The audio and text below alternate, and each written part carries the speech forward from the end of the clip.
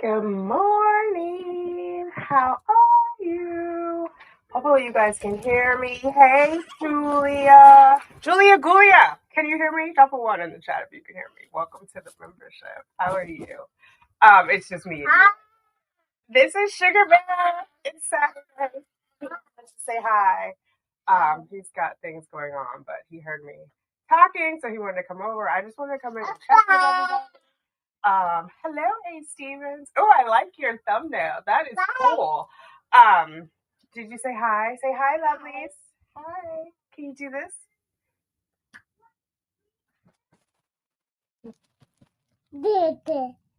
Bye. Yeah, I just wanted to check in with the members and see how things are going. We had a Zoom last weekend. Yeah, we had it, or maybe the one before that. And so some people were confused about getting in the Zoom, not getting in the Zoom, but I like those because then I can listen to you guys. Hey, Yana, because you guys are always listening to me, so I like it. Yeah. LWLW, both of them. Sarah with an H, who was knitting. I know she was it a knitting session? We're just doing whatever. Which I love because I'm sitting at home on my bed with my baby talking to you guys. You know how I get down. So when you guys are, I see you at home doing whatever you're doing. Good morning, Mel. How are you? Then I was looking at CrimeCon, which I think I want to go to at September 5th through 7th, and they had a description of like kitchen table creators. I think I'm a kitchen table creator, even though I'm in my bedroom. I'm not in a studio. You probably can hear Miss Rachel in the background. Because we're just hanging out. We're so happy, right? Yes. Hi. Uh-oh.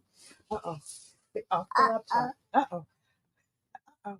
Do you want to say some words? You want to show off some words that you know? Yeah. Can you say, can you show them where's your nose? What? Do you know where your nose? One is how old you are. Where's your nose? Can you touch your nose? Can you touch my nose? No, now you're just staring at yourself. Oh, because I'm disappointed. Boop. Yes. Where are your eyes? No. Where are your eyes? Eyes. What do you see with? Where are they? Where are your ears? Ears. Yes. Good job. Good job. That is the beautiful thing about children. They just get to learn things and the whole world is new. His favorite new thing is pockets. So he's excited to put things in his pockets. Oh, I'm sorry. Am I talking about ears? Yes. Are you telling Mom that she needs to listen better? Listen. Where's your nose? Nose. Where's your nose? Boop. Uh-oh. Where's Mommy's nose? So how is everybody doing after this week and the Sarah letter? I'm torn between two worlds of like, I'm tired of talking about her, but this biatch is living rent free in my head. Even though I'm looking at Corey, and suddenly Corey reminds me of, do you guys remember that case where the lady had, her husband was like an exotic snake trader and he owned the family property and she unalived him. She had her ex-lover. She had like a failing business, which is why it reminds me of Corey. She had a spa that she overspent money on. Basically, your nose is wet, baby. Let me see. And I took your bib off because that was wet. I know. Here we go. Okay. Do you want to go watch Miss Rachel? Yeah. Maybe. Oh no, now you're gonna pick your nose on camera after you couldn't identify it. But yeah, so there was actually, let me look this woman up because at first he was shot and they thought that he was a snake breeder. They thought he was bitten by snakes, so they went in with this big like SWAT team. Snake breeder husband killed by greedy wife. This is one of the reasons that I like to stay single because, let's see, pronounce Red Rennick. Lindsay Rennick, Ashley Rennick, Ben Rennick is the guy who was unalive, because that was the only way she could get the money, is if he were dead. So when you guys get married, be careful with these prenups. If it incentivizes people to kill you because they make dry skin, they make more money that way, then don't do that. Sign a prenup that is like helps you stay alive. So basically, Corey was not going to get half of the business if she divorced, right? That would only be if she outlived him. And she wasn't going to get access to anything. So that was an incentive. I mean, for a normal person, it's not an incentive, but you don't know if people are crazy. Like, I don't know if they went to therapy or not. Like, clearly, Brian went to therapy with Sarah, but do the therapists, I've never been to couples therapy. Do they, I don't know how they can do a diagnosis with both of you in there, right? And if it's like your therapist alone, that creates a conflict. So I am not sure how that works. Hi, Azure. So yeah, I don't know. I don't know how it works. I can't even imagine Brian and Sarah in therapy. Like, would the therapist pull him aside and be like, yeah, something's wrong with her? Because clearly she has a mental health issue, right? And I don't want to make light of her mental health issue because, oh, the dogs are here too. If I haven't said that. Oh, that's Liberty. Give me, I'm going to keep talking to you guys. I'm going to put that on. Like, if the doctor said, you know, something's wrong with her, you might want to get away from her, like, you know, about herself. And one of you guys, God, hang on a second, guys. Let me get her from under bed.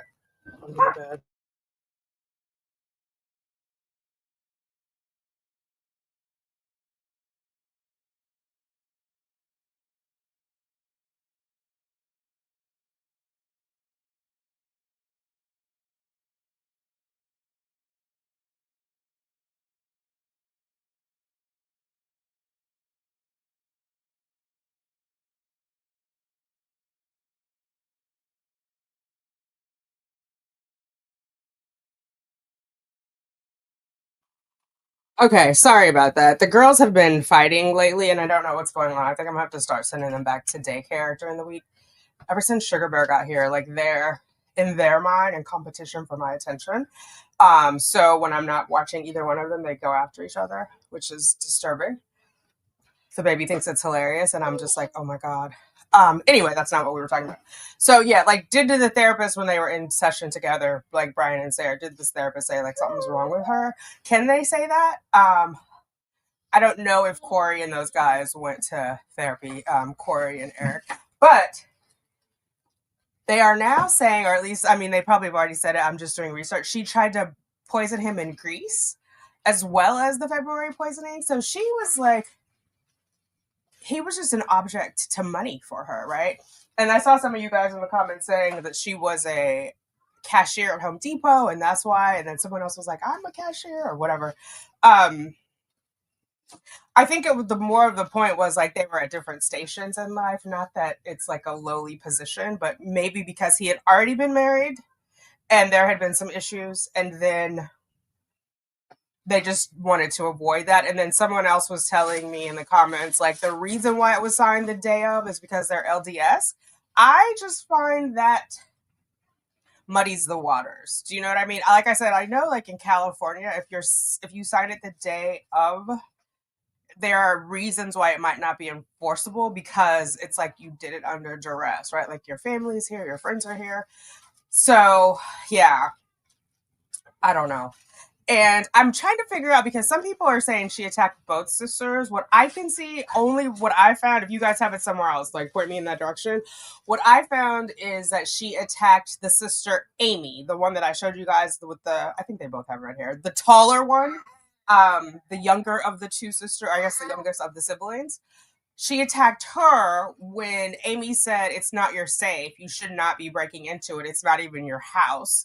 And she just like lost it and lunged at her, right? And hit her, punched her in the face, neck, who knows.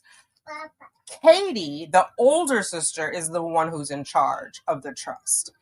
So Corey is suing her, or suing the trust, suing her on behalf of the trust. So that's a little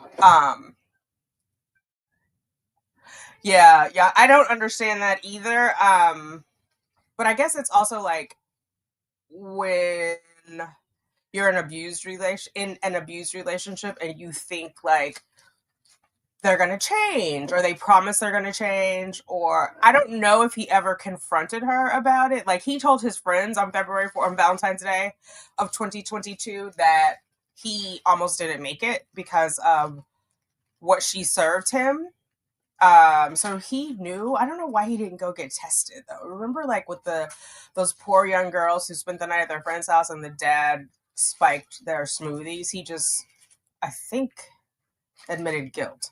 Um, but they went to the hospital that night, right? Because they suspected they were drugs. So I wonder why he didn't go. Even like the next day, it would have still been in his system. Because I think, oh my God, I don't have a lot of drug experience, but as I understand it, like cocaine is only in your system like 48 hours, 72 hours. It's like a short life. It's not like marijuana where it can take like 30 days.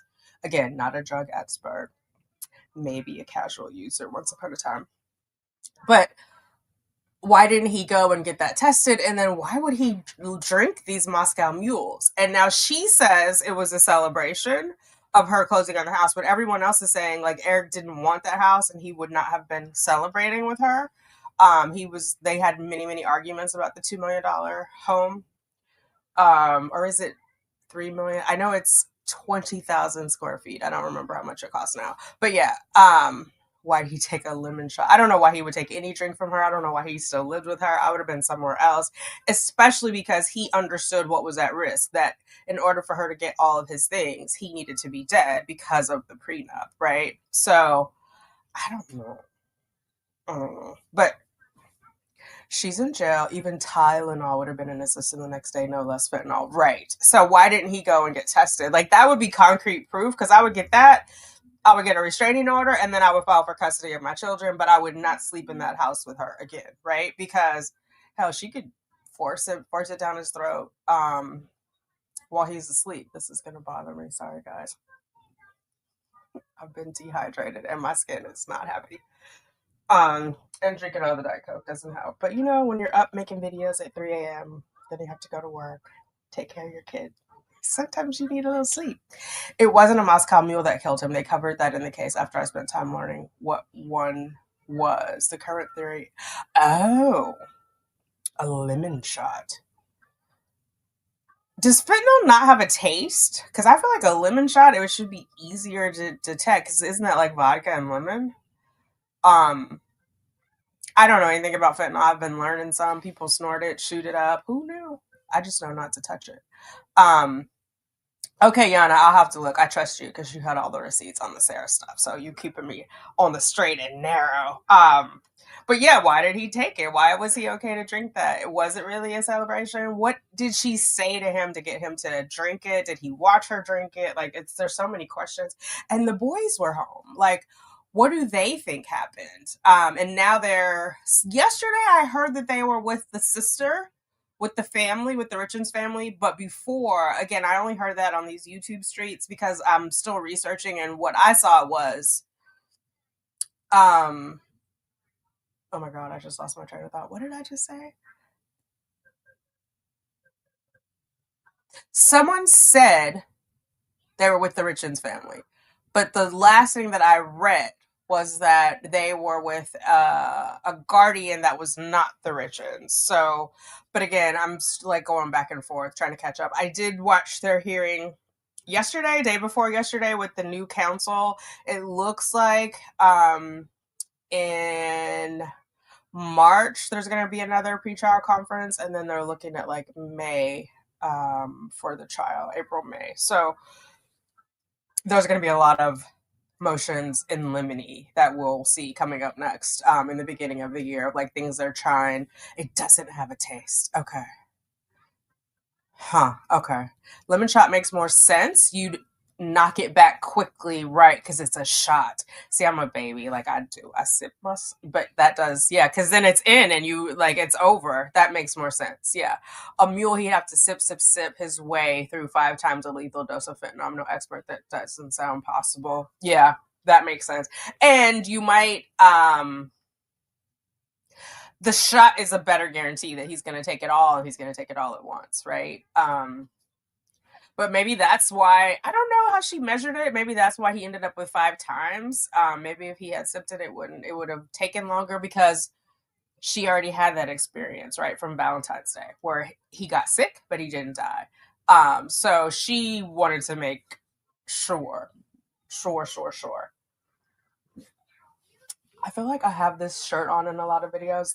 I have like 7 of these. I feel like I need to defend my wardrobe. Not that I'm a fashionista, but I do have quite a few of these because they give them to us at work when we volunteer, and I like volunteering, especially with the kids. Like I think the kids are the future, so I do like a lot of that. But anyway, I have like 7 of these. Some of them are gray, some of them are like a heather. This is like a heather gray. Some of them are heather blue. But anyway, yeah. So Corey, I just don't know. I don't want to be diagnosing anyone, but she definitely. Did you guys see either the whole video I did or where I just cut it into the email like that she sent to the cops? Ma'am, you're telling on yourself. I know like Dr. G says narcissists don't think they'll be caught or it applies to them, so they do a lot of dumb stuff. But like the searches that she had, that was a lot crazy. And then you're running around buying drugs all over. You're not the soccer mom. When our kids play baseball. Oh, look at the people are looking at you. Hello. Hello.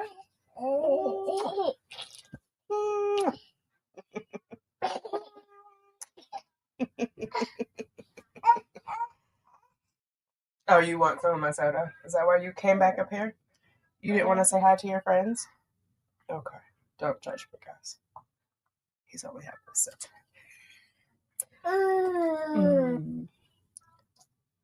He likes to make the noise afterwards, like extra dramatic if I catch him drinking it. And then he'll rub his belly. So I'm like, don't get mad, Mom. It was good. Yeah, so I don't know, little Miss Corey, little Miss Sarah. Sarah's not there. One of you guys was saying, I mean, Sarah's still in jail. She's not in the reception center. Let me say it correctly. One of you guys was saying Thursdays are the day that they do the moves. So we'll keep an eye out. I just instinctively keep going to the site to see what's going on. But yeah, I think I told you guys I paid for her tablet messages. Oh, don't knock that down, bud. I haven't gotten them yet though, so we'll see. I asked for the phone calls from the sheriff. They were like, no, these are not considered public information. And so I talked to the wrong people because clearly, like, Wade Wilson's calls are out, even though he's suing now, him and his girlfriend, Jessie. And what's her name? The drunk driver, Jamie Komorowski, is found out that her. Okay, hold on. I'll give it to you. Yes. See, he makes those noises. He's actually not crying. He's trying to tell me that he wants something. He doesn't have language. I know you guys know, but sometimes people are like, oh, he's crying. He's not. That's his language. He's saying, Mom, I want something that you're not paying attention to. Yeah, the searches were hilarious. Oh my God. It almost reminds me of that guy in Massachusetts whose wife was like going on a business trip. I think she worked for Tishman Speyer. Like, what are you guys thinking? Unless you reformat which I don't even know if you can do that on a phone, but if you reformat your hard drive, but I'm not doing all that, you know? Corey is interesting. I feel bad for her boys, especially after the sister stood up in court and said we found out she took out life insurance policies on all 3 of the boys. Like, I think that's super shitty. Yeah. Anything more than like $20,000 for the kids, like you need to be able to pay for the funeral, and that's it, right? And depending on like how you have, like if you have a trust set up for them, or if you're doing like 529, like just although 529 you probably can't, the cafeteria plan you probably can't switch that around fast enough to get the money for a funeral. But like, I just don't understand why you would need millions of dollars on very young children who live like a normal life. It's not like they're circus performers, you know what I mean? They're not like laying under an elephant for a living. So why? Okay, you go. I'm gonna give it to you, but you go down and get it. Okay. Yep. Okay. There you go. It's very determined. So it is between the two of them. I don't know though. And also, like, I feel a lot of these cases we talk about mental illness, but I don't think it's an excuse. Like, a lot of us have mental health issues, anxiety, depression, etc. We're not out unaliving people. We're not out plotting and searching. So I feel like as humans we want to know a reason, but sometimes people are just evil, right? That's a reason. Um, because clearly she should know, Corey should know right from wrong. I Yeah, I don't know. In her hearing the other day, and you guys are on her about the side part. Oh my god, I can't. Every time I see her now, I think Little Miss Side Part from you guys in the comments. But I don't know. I don't get it. Like, you gave birth to 3 children with this man. Do you not care at all? Was he just a sperm donor? And what is it? There's like, she unalived the husband. Wendy Adelson didn't get her hands dirty, but unalived her husband. Shayna Gardner. Um, you have children with these folks. Like, that to me takes it to an extra heinous level, because you're not only betraying that person's love and trust, you're betraying your children, right? Do you not love them enough to, like, just walk away? I get that she was doing hard money lending and whatnot, but I think, you know, money comes and goes, but death is forever, and you can't undo that. And it sounded like he was a really, really great guy. Oh my god, I was thinking of Patricia Cashman and wondered how she celebrated. Oh my god, I want to know how they all celebrated. I would love to, like, run into Zaddy Kranick in a bar and buy him a bourbon and just have a chat. I would love to know what is on his mind. I guess after he retires, he can talk about it, because I see the Parkland judge talks about that case, but she's like a correspondent for Court TV, I think, or Law and Crime. Um, he may never say, but he was in the family court too, right? So I wonder if he had a conversation with Judge Michael Dean, who's seeing over the family court case. Now, I have been tracking that too. There's nothing posted since that June letter, and I was wondering, you guys let me know, because you all probably know better than I do. Do you think they're holding her until, like, she has a family court date? There's nothing on the docket, so it's not like there's even, like, hold her until the end of December. But would that be a reason, or would they transport her back? Because I do feel like that has to get resolved. And then, do you guys think Brian just got rid of all her stuff in her car, or is that still something to be sorted? Because I wouldn't be paying for storage for her shite, as nasty as she is. So, yeah, I don't know. I just hope that Brian and the son are okay and are on their road to healing. Hopefully they can leave Florida now, like, after all this is sorted, because video visits, like, he can video visit if he chooses to. I hope the family court judge does not mandate visitation for the son, though, because I think that would be traumatic. Like, she's not well, like, objectively, right? I'm not diagnosing her with anything, but objectively, she's not well. You and I were at that same sentencing hearing, or we were watching it, that she was attending. Her response and sending that letter afterwards was not a smart thing to do. Like, objectively, there was no reason to send that note. I mean, she wants attention, and I guess negative attention is okay, right? If you're Sarah, maybe that's why, and maybe, like, but she's always going on and on about her rights, but ma'am, you have the right to remain silent, and you're not exercising that one. So, just, should we tell her? Should we do it to her, Sarah? Sarah, come here, come here, come here, come here. Shh. Can somebody just tell her that? She said she lost the car. Okay. Is that? Yes. Yes. Because I remember, like, did it get repossessed, or is it just gone? Like, I guess it was parked somewhere and it was gone. Are you okay? Oh, you want me to kiss it? Come here, I'll kiss it. No. Okay, I'll stop laughing. Come over here. Oh, I know.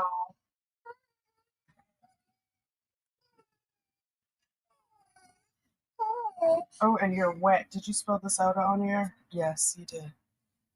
Are you okay? Did you have a little accident over there trying to get out? Can you have a kiss? Thank you. I appreciate you. Okay. So speaking of the car, in her letter or her statement to the court, she mentioned the car, about how it was a valuable asset, which sounded similar to her family court letters, right? Of like, how am I gonna come and see you guys if I don't have a car? And now she kind of like rekindled that in the note about the car of like, I needed to go to, what did she say? Field trips and take him to school. Like, let's ask Brian, how many field trips does she actually go on? How many times does she actually take him to school? You know what I mean? So I guess then, and the same, you guys said that with Georgia and her family heirlooms. Like, she mentions them in the family court letter, but in the criminal case, she's saying he destroyed her family heirlooms and traditions. Not sure how you destroy the tradition, but when she's writing about Brian and her storage, she's saying that her family heirlooms are there. So which is it? Did George destroy them, or did Brian let them go away? I was your school teacher. Nobody would let that drunk woman near field trip. She can be a volunteer driver of the children. Oh my God. Hey, LW, how you doing? Okay, so he did. I wasn't like, I do remember now when you said she said that she lost the car. I do remember reading that. Because I remember thinking like it would have been paid off, but I don't. Yeah, Brian was paying for the store, so he was giving her more money, and again, he was unemployed, and she's still demanding $1,000. Parentified. So Dr. Julie said that the relationship Sarah had with Brian was parentified, that she was the one being the parent and Brian was the child. That is not the impression that I got, because then Dr. Julie said she carried that over into the relationship with George. Now, as she describes as Sarah describes the relationship with George, she was the parental figure, right? But with Brian, but also Dr. Julie Harper, because I've been watching it again, I know she's living rent free in my mind. Mr. J, if you guys watch the Mr. J list what Dr. Julie Hopper reviewed in preparation for the sentencing. None of it is Brian's recorded statements. He had 2 audio statements.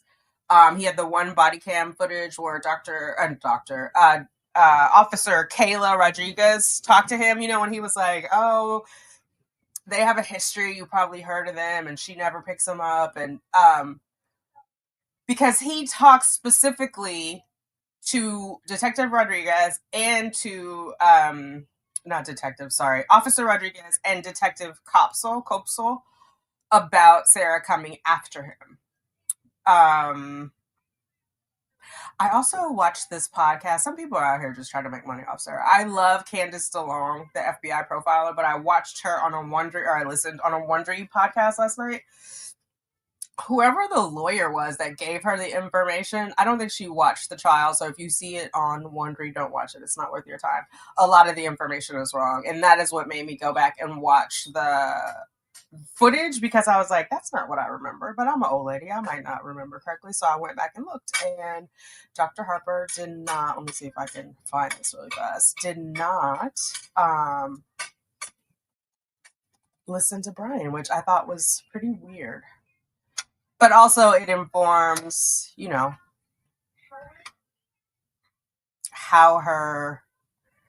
how she came up with her conclusion. Sorry. I'm just trying to see. Let me see if I can do a sentence. I should probably look for my own video, but it's okay. Sentencing. Can I have that spoon, sir? Oh, you know what? Everybody cut it up and did just the...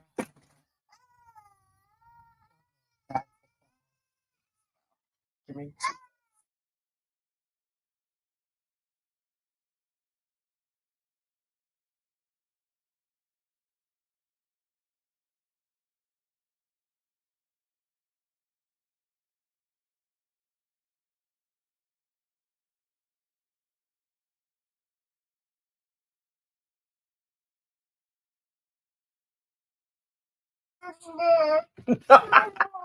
Okay.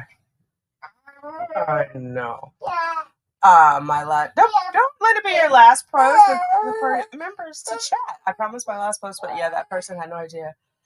And the comments. Oh, you watched that one too? Oh my god. She said so many incorrect things like that Sarah wasn't aggressive. I'm like, did she watch the trial? But they hooked me because of Candace DeLong. But I didn't watch all of it. And then I went to the comments and I saw everybody else was feeling the same way that I was feeling. Brian was just an ATM. Yes, always. Especially now that I find out that Brian's parents are wealthy and own like multiple homes, etc. No wonder she was really demanding that his parents. Yes. What happened? Oh, okay. Hold on. Oh my god. Just the milk machine. I don't think she respected. Well, I don't think she respects anyone else. She don't respect herself. But the whole situation with Brian, there was something else. Like she was just too comfortable. Sorry, I did not mean to flash you guys. She was too comfortable asking him for stuff and like demanding asking. Like her. It was an ask, but it was a demand. Oh, okay, you guys saw that. Yeah, that was. Oh, don't watch it. Dr. Julie Harper, and then she said on the stand she saw there were 8 visits, but 9 sessions or whatever, which was weird. But it did match up better with the receipts because we looked at the visitors log, the in-person visitor log, and she hadn't gone 9 times. But by the time Owens came onto the scene, she had seen her 5 times. So she saw her the 6th time on behalf of Owens. So then 6, 7, 8. So 3 more visits and then 4 sessions in those 3 visits. Giving her money to her all those times. Exactly. Like even the day of the incident, now I sound like Sarah, the day of. That afternoon they called him for money. Like 11 something they called and asked him for money, and then 12 something there they are on the video in the Publix in the same outfit. I think she fell asleep in her clothes and just woke up because she had on the same outfit that she had outside the next day during the emergency response. I'm waiting for. Oh yes, it's coming. We all know it's coming. She's gonna say, "You tried to tell me this." I mean, I'm surprised she didn't add it to that letter, but she did kind of take a dig at the top. In Sarah's mind, a dig when she was like, "I didn't say all the things I wanted to say, basically, because I thought you were gonna show me mercy. But since you didn't show me mercy, I'm gonna let you have it." Like, ma'am, he don't care. He probably didn't even read that letter. I hope he didn't. Oh, I hadn't thought of that. A little Melania action, maybe. She may have. That would have been her meal ticket, a guaranteed, at least for 18 years, right? I think Brian wanted her to be okay because he didn't want to see his son suffer or see her, like the mom, just completely down and out. But then once she committed murder, he was like, okay, well, all bets are off. Would close it so that if Sarah sends any more letters, they won't be public anymore. That would piss her off. Yeah, I think it is going to be closed soon, right? Because she's sentenced. Like, I mean, I know he retains jurisdiction, like for purposes of appeal. So if for some odd reason she's granted an appeal, it would go back in front of Judge Kranick, which just makes it even more dumb that she sent that letter. Like you're going to start all over. Yeah, and I missed it when I read it, how she said he was unbiased. But she meant that he was biased. But yeah, then she's complaining about how he didn't do all these favors for her. Well, he's not biased, Sarah. Like, you don't get special treatment. I know she kept saying, it's my case, it's my trial. Well, it's also the state's case. It's also, George's family's case. Like, they want to see you strung up by your ankles, ma'am. So, law number said you have to record anything that comes in, even after the cashew case. Oh, so anything that comes in on the record, it has to be actually on the record. It has to be entered on the record. That makes sense, I guess. But like if she writes a letter 20 years from now, we ain't checking 20 years from now. We gonna put appeals go to the appeals court, not back to Judge K. Right. But if she is granted an appeal, it goes back to Judge K, right? If they say, yes, the trial court erred in this finding, like, for example, if they find that Judge K erred in saying she forfeited her right to counsel, it will go back to Judge K for a new trial. They'd have to start all over again. Whatever appellate attorney she ends up with files, and Anders breathes and walks away. I hope so too. Nothing here, nothing to be appealed. The one she was assigned, though, I saw this on Law and Crime yesterday, is not an appellate attorney. So I guess they, Law and Crime reached out to them for a response on Sarah's letter and like what the next steps are. And he's like, the guy was like, I'm not an appellate attorney, so I will get this sorted out.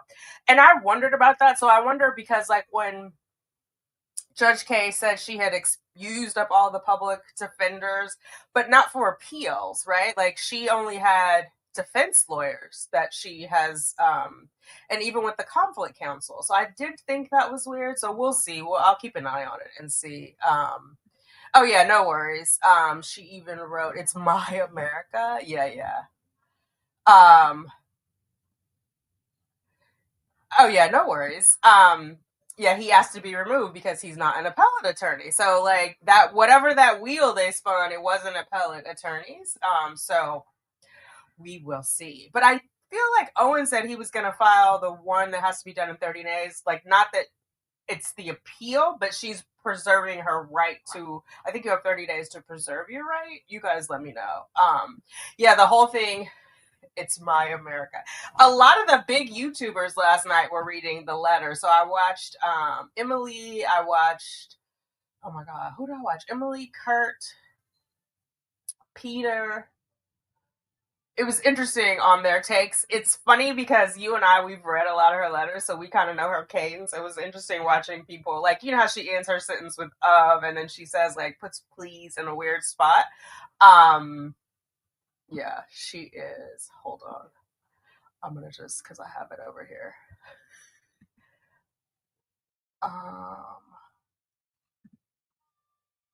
She's an interesting, good Lord. I am trying to hear more of Corey Richens speak because I want to do her walk the dog letter, but I want to try to do it in her voice because it matters. Yeah, this one. Let me see. Can you guys see it? Hold on before I just start talking. Yeah, you can. Okay. I am enclosing, please, my complete statement to you and the world, as I partially read during my sentencing hearing.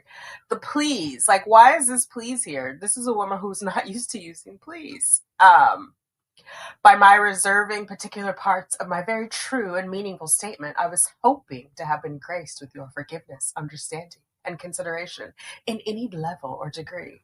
For me, unfortunately, and regardless of whom I had speak on my behalf or the number of, your ignorant mind was already made up.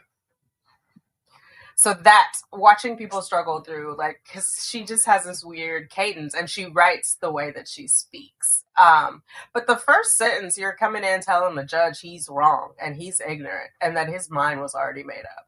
For a man who hadn't even seen your interrogation video until your attorney tried to get it suppressed.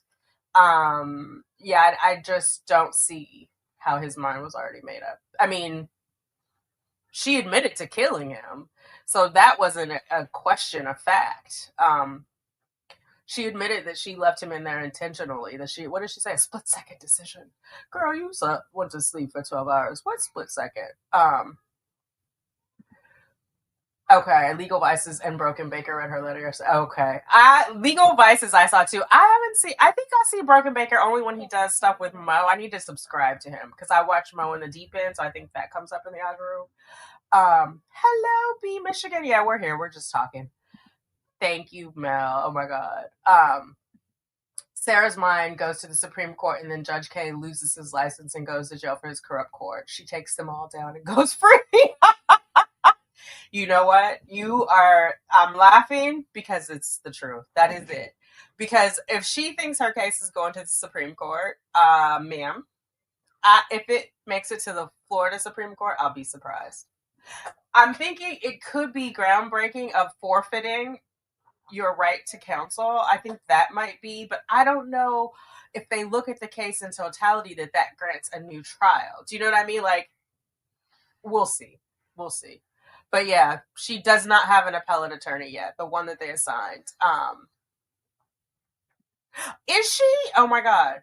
Kathy from Gossip Rumor and Innuendo, I think she's on a plane right now. Okay, I'm gonna have to watch. Yes.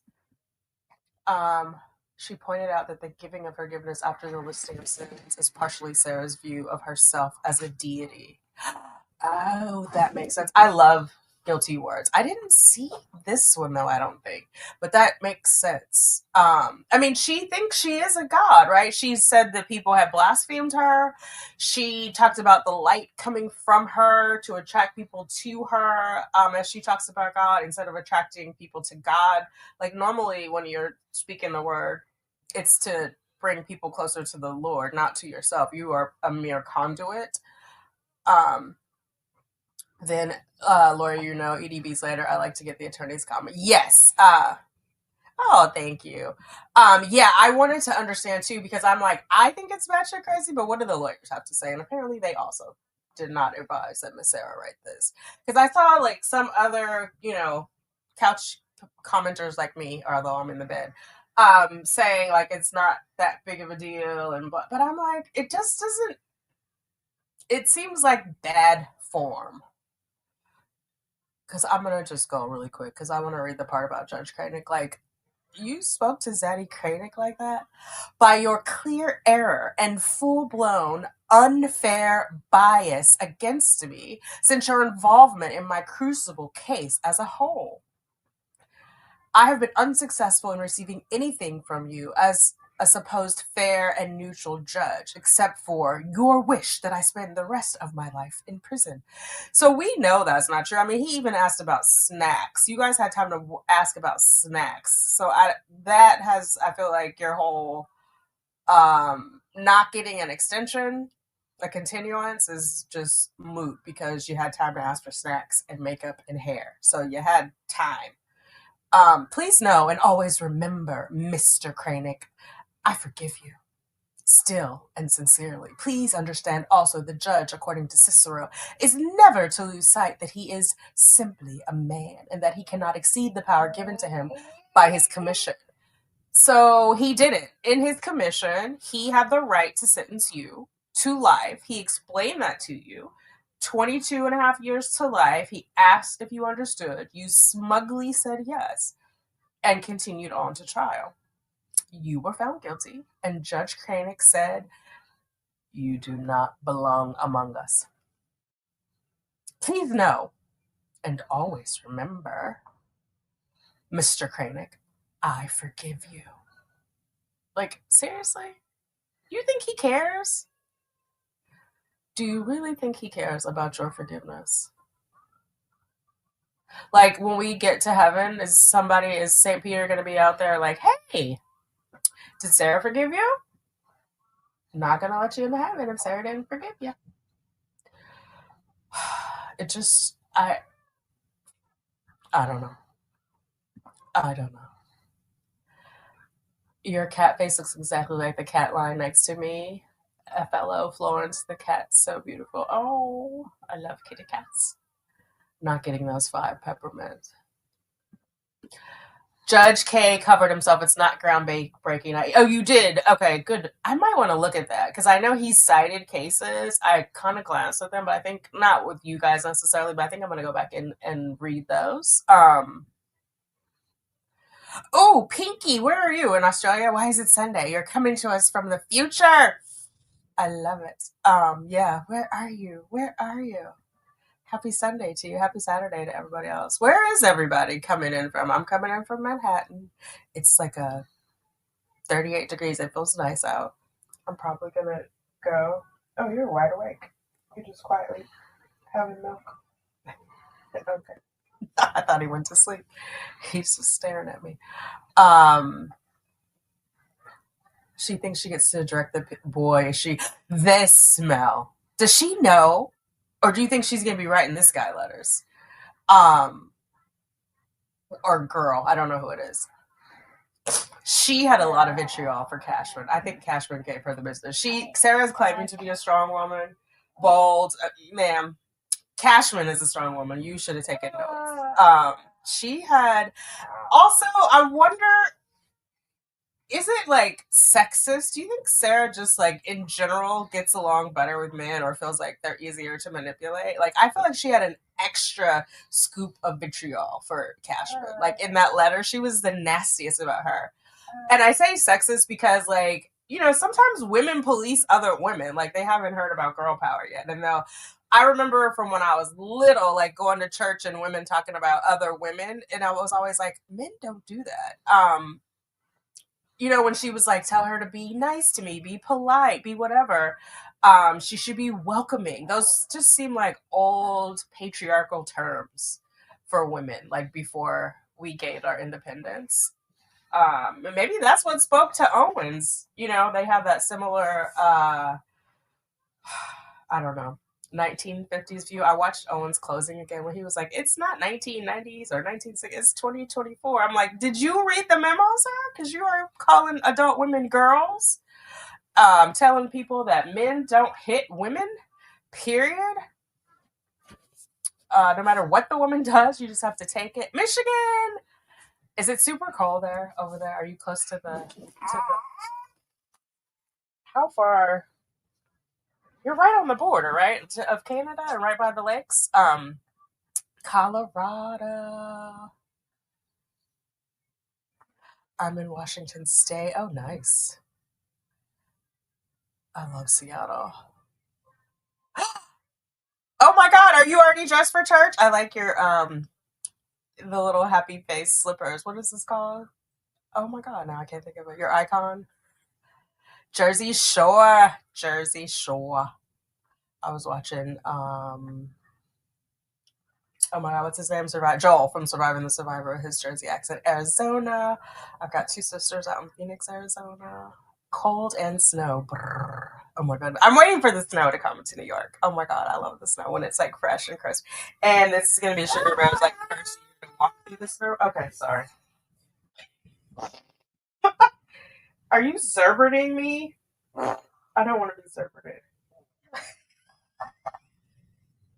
Oh my God, I can't with him. That's my kitty, Berkeley. Oh no, I'm sorry. Special sweet spicy boy, and I must still have my cats. It's called. So cute. Sorry that Berkeley's no longer with us. Oh, you just pulled out your clothes. You weren't dressed. Okay, because I was like, maybe she's in Australia.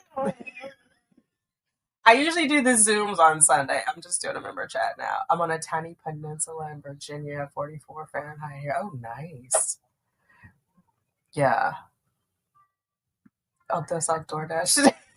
There you go. Take us with you. We could be on the ride with you for DoorDash. Oh my God. You needed some Jesus early. We are not mad. We understand. Oh my God. Nice. I think Dr. Barry is doing something at 12:30 on Sarah. Do you guys have that? I'm gonna check that out. Do you have it in your notifications? Wait, let me see. Let me go to her page really fast.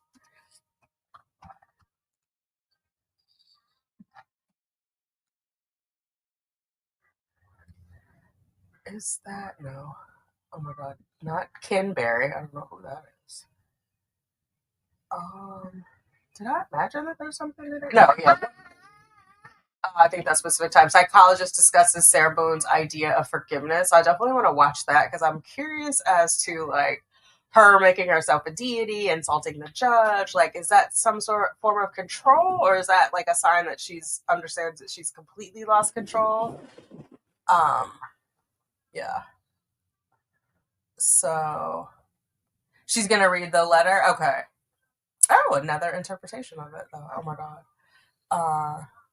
Yeah, I've heard Virginia is beautiful too. I haven't been. I haven't been to Virginia. I'm a little scared. I know the Appalachians are there. Like I wouldn't mind hiking, but I'm a little scared of the people. Um, Laura Long, I can. I love this picture of you, Laura. That's gorgeous. You have a beautiful smile. So yeah, it is just she's just living rent free in my head. I gotta figure. I need like a palate cleanser of Boone. I guess part of it is like trying to understand her brain, but I don't think that's gonna be like possible. Her interests are with herself.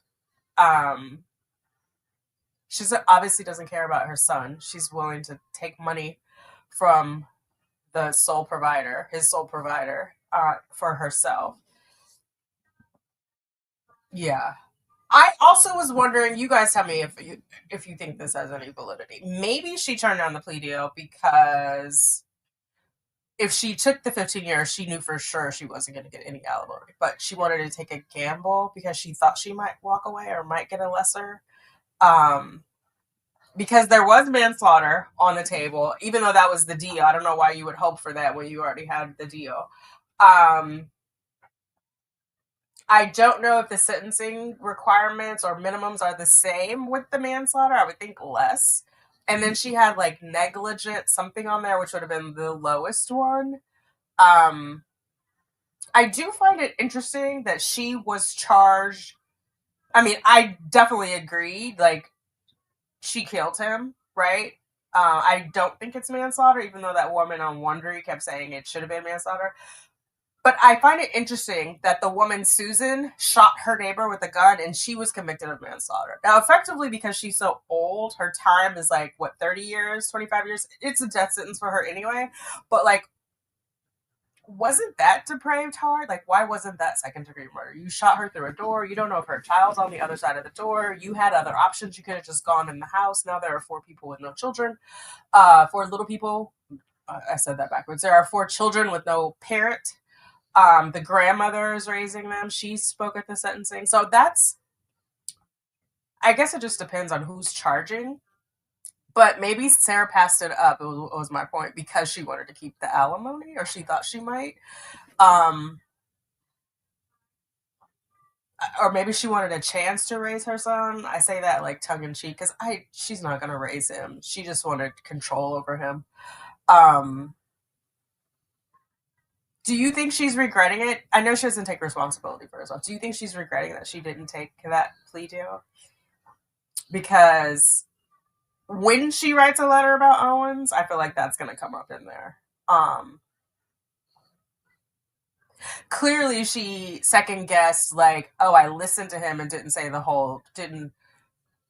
recite the whole letter, and that didn't work. And so now I'm going to publish my whole thing. I'm sure if she spoke with him, he would have said not to do it, especially not to dress down Judge Cranick like that. Like, biatch, have you lost your mind? Is it, Laura? Oh my God, it's still beautiful. You're still beautiful. Just get better with age.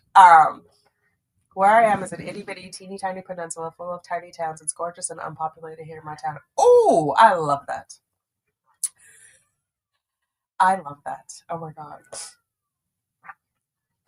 Meanwhile, I probably ride to work with 400 people on the subway. Strange, right? Oh, I'm sorry about all the cats not making it. She truly believes she's innocent.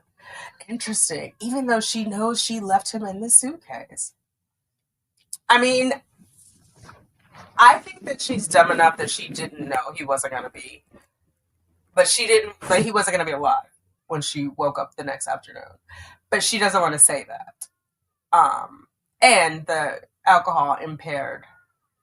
Because I remember when it first happened, a lot of people saying, oh, I didn't know someone could suffocate like that. Positional asphyxia and what was it? Environmental suffocation.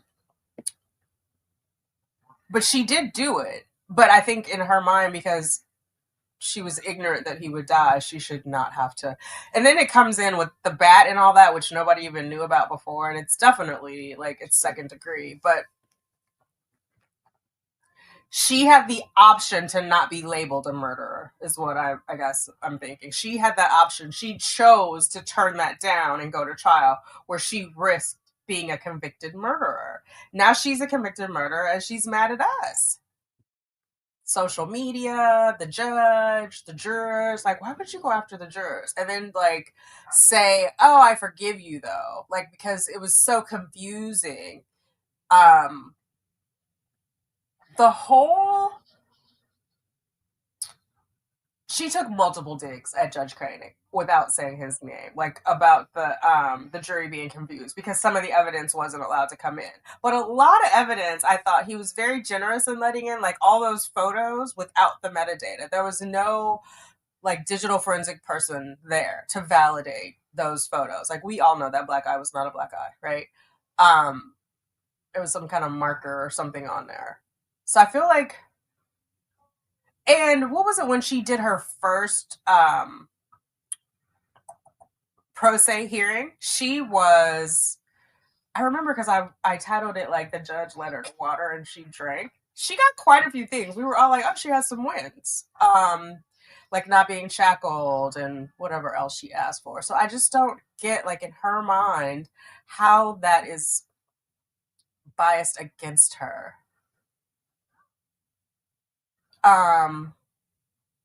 Remember that Sarah knew that a person in a suitcase was CPS told her and Brian that when they posted the picture of their son. Right.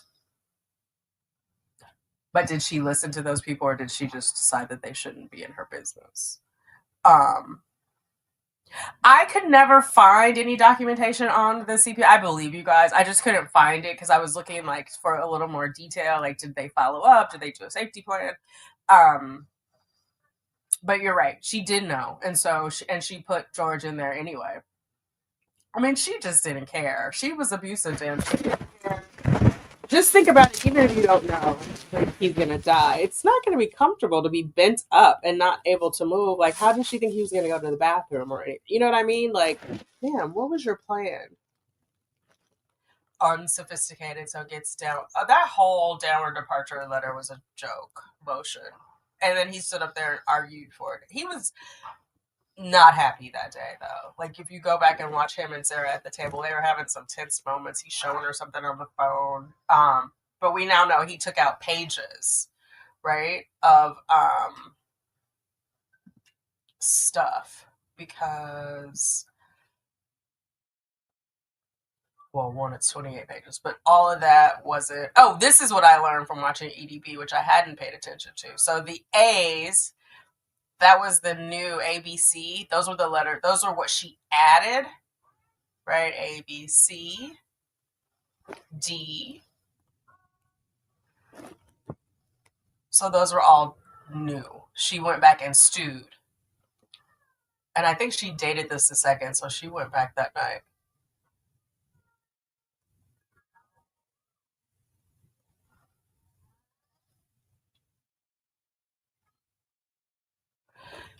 Whether he was correct or not in my behavior, it is widely accepted that judicial behavior affects the jury.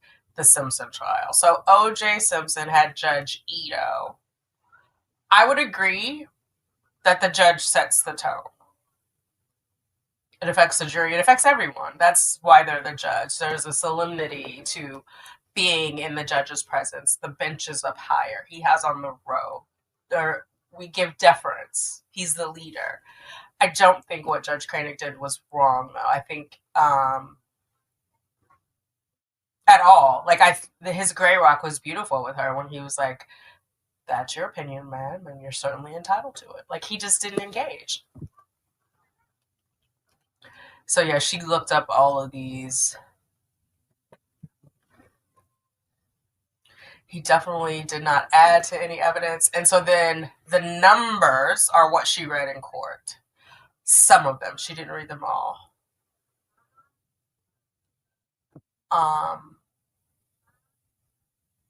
And there are two, so there's I'm not gonna mispronounce it. There's another word, a shorter word that has a similar meaning. Let me just do it really fast, because that was what Emily was saying.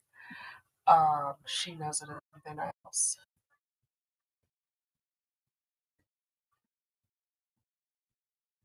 So kintsugi, I'm probably saying that wrong. Golden joinery, also known as kintsugi. I don't know. Japanese art of repairing broken pottery. with urushi lacquer dusted or mixed with powdered gold, silver, or platinum. So according to Sarah, she's cracked up all over the place. See, this is like a little crack. Where this is her forgiveness. Like, for Sarah, she's got more cracks than solid.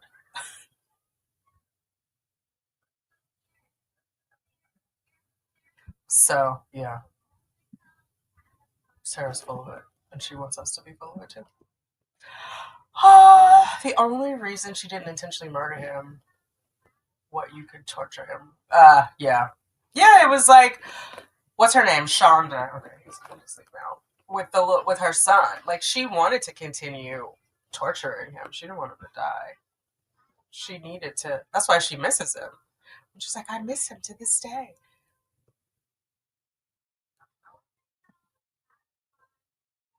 I know. He was a lover, not a fighter. Yes, yeah, that was her cover letter. So she pinned that especially for the judge. I'm sure she did not talk to Owens before she said that. Sorry, I'm congested. Yeah. Imagine that, 4 pages of just vitriol to the judge. Yeah, the unredacted version of her speech. But she actually cut out, like when she cut out all of the past attorneys they had. She cut out the we owe her $15,000. Imagine that. She forgives us. I don't understand it. Got all her discovery and computer. Yes, she sure did. She did. We have proven pencil and paper is all you need. Yes. Thank you, Yana. Oh my god. Hey, pumpkin porter. Thank you. I appreciate you. Oh my goodness. Very generous. I appreciate you. 85% of what she asked for. Right, except for the silly stuff. Like I mean, she even got the skirt and the shoes, and the jail was like, no. She got the shoes so she could get up there and show her very pasty white legs. And that scar, I was going to say wound, that she calls a wound. Yeah, it is. Yeah, he was very fair with her. He was very patient. A lot of judges, they followed up with Brian to interview the child who said he had never been abused and didn't even remember. Okay. That I saw that where Brian did the interview with the police after they found that, but I didn't I'm gonna pull it up because where is it in the Dropbox, I think. Let's go into Boomland.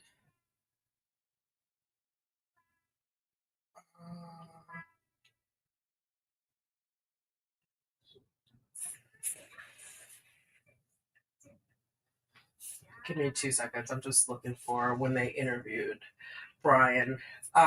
Because he did not mention anything about the CPS. Again, I'm not saying it didn't happen. I'm just trying to like follow the paper trail.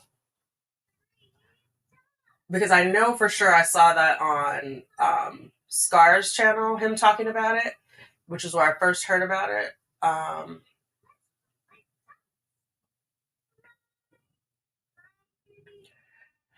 is this? Oh my god.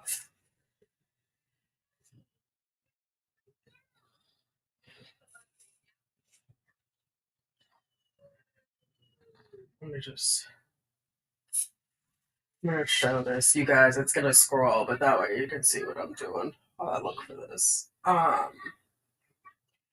they followed up with Brian on it. Okay, these are all the beginning. Oh. Which is kind of sad because it seems like innocent enough and fun enough until your mother murders her boyfriend that way. Okay, here, this is it. Can you guys. Oh, God. Hold on, what did I just do? You. Oh, because I'm not sharing it. I'm like, why can't you guys see it?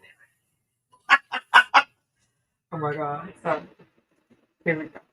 Let's see if I can make that a little bit bigger. Oh god.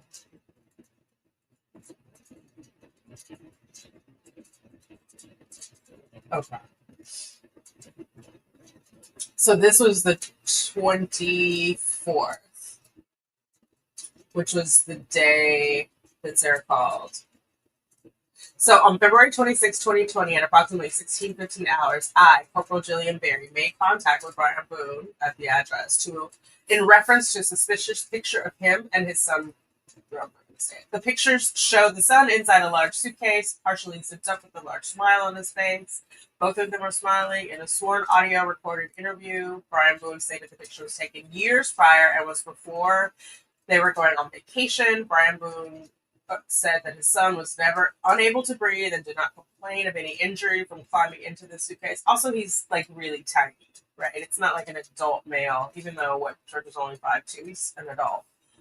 The family joked about how big the suitcase was, so son got inside to be funny and they zipped it up for him, but he was not locked inside. Brian Boone was unsure of who took the photograph, but believes it was Sarah Boone, as he and son are both in the picture and no one else was there. I also asked Brian if there had ever been any allegations of abuse to Lucas, which he did. Oh God, sorry, to son, which he denied. Brian Boone stated that he does not corporally punish son either and has never noticed any injuries on son beyond those of a normally active 9-year-old. He stated earlier today son told him that sometime in the past his mother hit him on the butt with a fly swatter, but he did not sustain any injuries from this and was laughing at the time of the incident.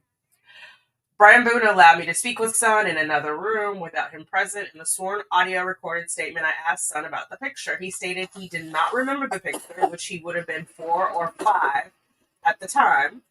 Son also states he hasn't been hurt by anyone and he would tell a police officer or adult if he was. Based on my investigation, it appears the photograph was taken for fun at the request of a child preparing for a family vacation. There was no injuries and the child was not locked inside the suitcase for any extended period of time beyond that of taking the photograph. So that is where I was like, why didn't Brian mention that? Do you know, like when they were asking? Nothing matters other than he said, I can't breathe, and she walked away.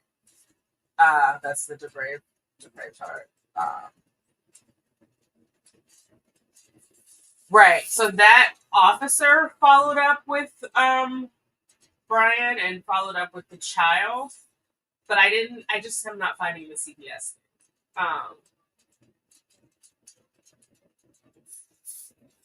Did Owen show live tweeting of the case in reaction to her behavior on the phone? What was it? I don't know. I don't know what that was. Originally, I thought they were looking at the court website and he was pulling up the doc that the state had just filed, the response to the downward departure motion. No, it was a response for the motion to dismiss or motion for a new trial. Because we read it before while we were waiting, and so that's what I figured, but I'm not sure. We need somebody with like one of those special who can like zoom in and not be pixelated. Hello, good afternoon, evening, or Sunday.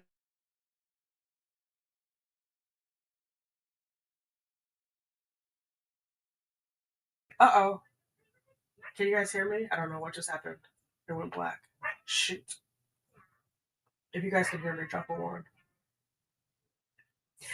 She took it from page 2 of a daily inspiration type book, like those AA, what are the day things. This was a therapy type. Okay, so I saw that book. I actually used to have that book. I did a big purge in almost a year ago now, and I got rid of that book.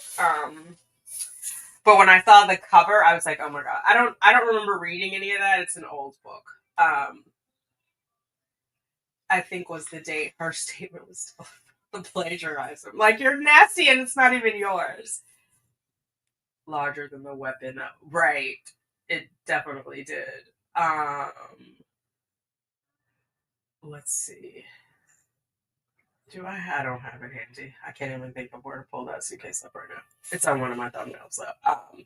It definitely looks bigger, and he was 4 or 5. Like, he's, I don't know.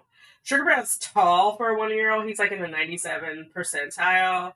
Um, Even if the son is in the higher percentile, because the dad is like 6 foot, right? So he could be. It's still plenty of room. I mean, probably could use it as a bed at that size. I don't know. I'm just like,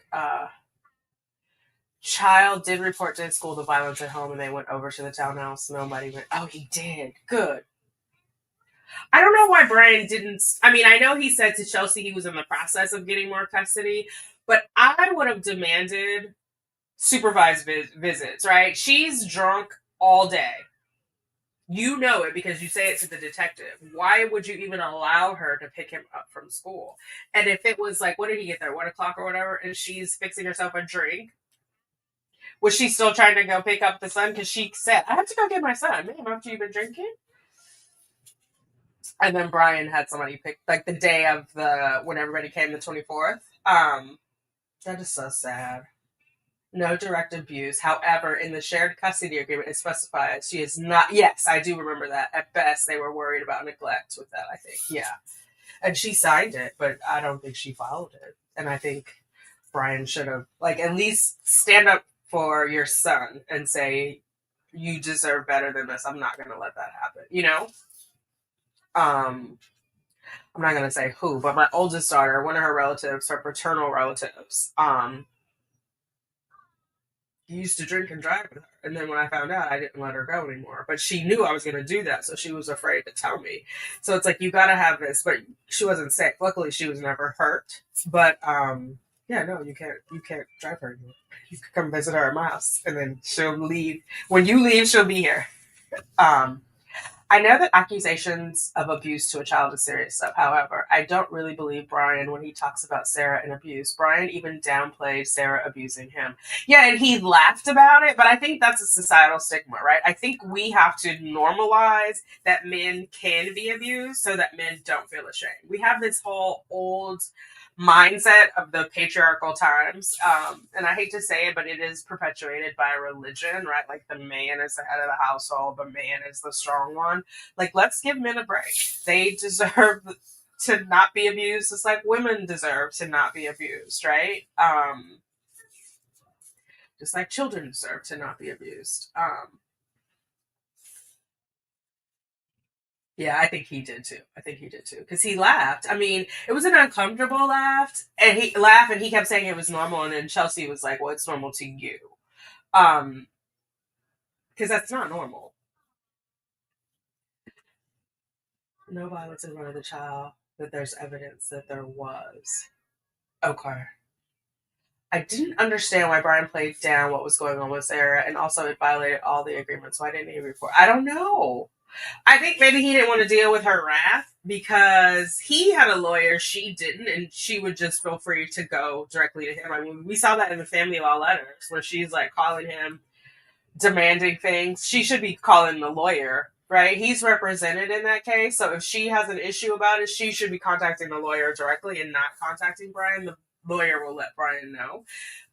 So she had poor boundaries. I know that Brian said he had just consulted the lawyer the day that he talked to Chelsea on scene 224 because she wasn't abiding by the agreement. I just don't know how long it had been going on, what took so long, what made him finally have enough. Because those like years for the children are very impressionable. Like that's imprinted on his brain now. Hopefully he doesn't grow up to find someone like his mom who is like verbally abusive and manipulative, right? Emotionally abusive. I know he was seeing some sort of therapist. I hope he's still seeing that. I hope they're seeing it together, like the dad and the son, because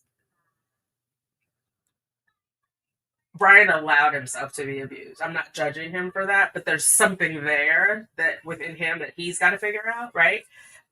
So that the son doesn't think it's okay to be abused and to tolerate it and to laugh it off. Um, the way Sarah spoke to George is in the hallway on that video tells me that she is capable of, oh, yes, of verbal abuse to a child. Oh, I'm sorry that you went through that, and I'm glad that you were a survivor. I'm definitely a survivor of verbal abuse, too. Um, Of course, she hit that boy and screamed at him. That is how she relates to everyone. Brian does do the downplaying thing. Yeah, she definitely at least screamed at him or told him, like, look what you made me do, or how, you know what I mean? Like, she's trying to paint this, what did she say? The celebrated mother, would she? No, you would not be the celebrated mother if you were the one who died. You'd be the same shitty mother you are now, man. He was a victim too and didn't face it until Sarah was already. Yep, yep. I try not to mention him as much anymore. Yeah. I'm gonna give him grace. Sometimes we are abused and we don't know how to get out. That's all I'm gonna say about that. Man or woman. Sometimes because abusers have a way. They come in, with all the words, all the sayings, she was probably cooking dinner and playing house and all of those things. And he was like, well, she's going to return to that one day, right? So hopefully through therapy, he is able to talk through that. The birth certificate thing reminded me of childhood. My sweet 16 was my mother setting my birth certificate on fire. And I'm so sorry. Oh my God. Wow. Why would she set it on fire? I'm so sorry.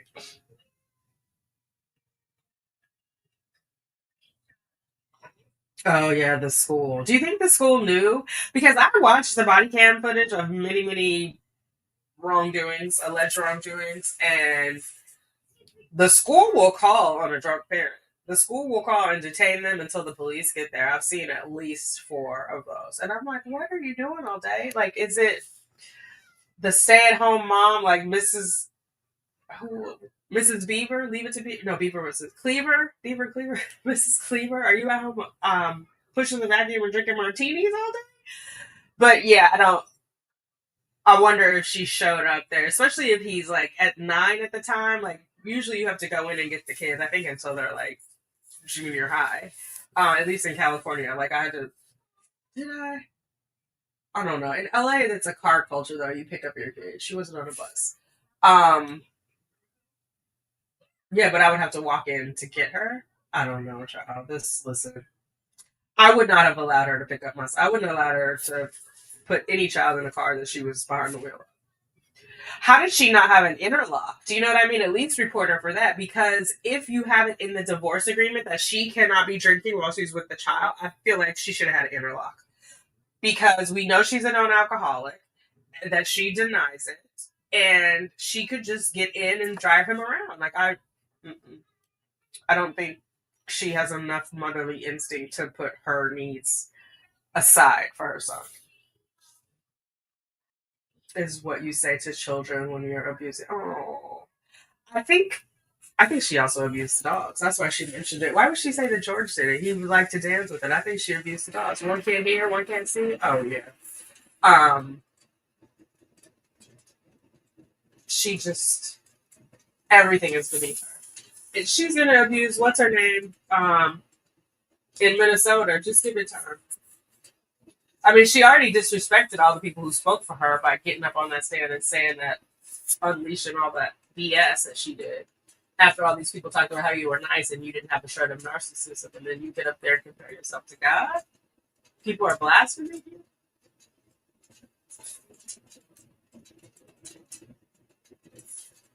Yeah, I'm sorry. That's brutal. Oh, I forgot about that. She does special things for good people. She wasn't going to take them to see his kids. I remember that. I remember that. Yeah, yeah. You were a good boy. And then she tries to like downplay George's existence, but they used George's suitcase for that trip, and it was broken before they went on the trip, which is why she came back and decided to donate. FYI, don't donate broken things to people. I said, I do like to do volunteer work. That is just gonna get nobody's gonna get people broken suitcase. But she didn't have her own suitcase. Why did they have to use the broken one? Because trust me, I have 3 suitcases. Sugarberry would not sell suitcase. So she's always trying to be better than somebody. Oh, I took him to Philadelphia. But you don't even have a suitcase of your own. Does anyone remember that Sarah almost hit the male detective? Wait, what? I remember she stood up and he told her to sit down. I don't remember. Now, Pinky, I gotta go. I think I'm gonna do a reaction because I have the video. I was gonna edit it together from the 2 different angles. I've done some of it because I've put it in other videos, but I kind of want to go back and like really like now that we knowing all we know, because all the other reactions were before. I want to go back because I never did a reaction to it. Yes, therapy works. Therapy works. Oh, what the hell? So there's a lot of people flashbacks. Hope it comes from her. And I think part of it is a lot of us have suffered some type of abuse who are like following Sarah because it's like, I don't know, it's a way to look at an abuser but not be abused, like objectively look at it. Because sometimes when you're in it, you second guess yourself, like, well, maybe I did upset them. I did deserve to be choked out, you know? I know it sounds crazy, but trust me, I've justified it all.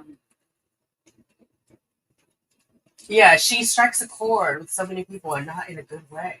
Um, like, yeah, and she showed a very specific part of herself to the people who stood up and testified on her behalf, right? And you can tell, like because in her note she says, no matter how many people or how many of came to talk, so she thought having these people come and say these things was going to help her. Do you guys believe for one second that the Minnesota woman didn't have permission to talk about the kidney donation and all that? Which was like, I hope Sarah doesn't get mad because Sarah didn't footage, and you know Sarah likes control. I feel like that was all contrived. Am I the only one? Am I being too cynical? Do you think like she told her to say, because why would you make it about you? Are you a narcissist? Like, why are you telling us about your problems? Today's not about you. Um,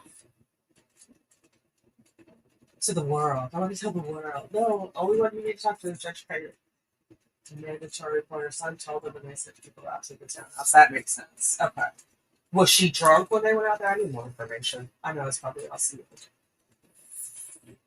Or schools did not report kids in it. Oh my god, yes. Or they did report them and then they were taken out of that school. Right? Yeah. Saint Sarah. The white savior. Oh my god. Who spoke on Senate? I wonder. But did they expect that of her? Did she warn them and say, you're going to speak for me and then I'm going to rip everybody a new one? I almost feel like maybe the girlfriend, Christina, helped her with that. Because, you know, she said they helped each other. Like, did she help her write some of that foolishness? Source that? I hope they are horrified. Especially the one in Minnesota who went out of her way to say she's not a narcissist. Man, did you not hear the therapist? Are you trained in something? They didn't diagnose her as a narcissist. They diagnosed her with narcissistic traits. Like Dr. Werner didn't see her long enough to diagnose her with narcissism. Who was that? I was talking to somebody. They're like, it usually takes at least 6 sessions. Like if someone has bipolar or some other disorder, it's not like a 1 4-hour session. But both of them who examined her, Dr. Harper and Dr. Warner, said she had narcissistic traits. Like, period. I wonder if the chaplain is horrified, right? That this woman got up there and compared herself to God, that people were blaspheming her and she's drawing people toward her. She's forgiving people. She's bestowing, I forgive you. I forgive you. Like how Oprah gives out cars. Tragic dropping the ball all the time. Tragic consequences. Yeah. Hello. It's with an N. It's Tanika. But hello. I know what you meant. I don't know how Pena testified on her behalf after sitting through the trial. At least the others weren't there. Right. I don't know either. I mean, listen, Magic Town, Feral Kitty. I don't know. I don't know. She was nervous. I wish we could have seen her face because I'm like, was she really crying? Because it sounded like she was saying, "So is my best friend," and then she choked back, "She's my only friend." Or was that just me? Was I reading too much? And then she went silent, and the judge was like, "It's okay, take your time." Like, did she shed real tears thinking about Sarah helping her? Very bizarre. And maybe that's why Sarah thought she was going home because all the charges got dropped for Christina and she walked out scot free. So maybe Sarah also thought she was. Maybe that's why she didn't take the deal. Because also, what was it? I don't. YSL? Thug? A bunch of people took deals and then the other people who went to trial, it all got dropped, right? So maybe she thought that was going to happen. Or even in the one in Georgia where Trump is a defendant, like the early ones, what was her name? Sidney Powell? Not the one who killed her mom, but the the other lawyer that was running around with Giuliani. She took a plea deal, but then I think now that case is going to get dropped now that he's going to be the 47th president. So sometimes I guess it doesn't pay to take a deal. I don't know. The YSL was like 2 years. So I didn't really follow it. So I kind of watched some of like when Peter did it and Bruce Rivers, but I don't really know what that case was about. I just know it was a lot of people in a long time. And after she was saying you're all Hispanic, like didn't Kenya? Someone said I think Joel reported that she walked out on that, but yet she still came back. And when she said people make mistakes, are you talking about the murder? People make mistakes when they leave the toaster like still going with the bagel in it. That's a mistake. What Sarah did was a choice, as Judge Boyd would say. I think that's what I heard. It was not a mistake. The jailhouse pastor, who was also her counselor and trainer, needs to issue a statement retracting the kind of genuine spiritual care. Right. But they say what the devil will quote scripture for his own purposes. So are we surprised?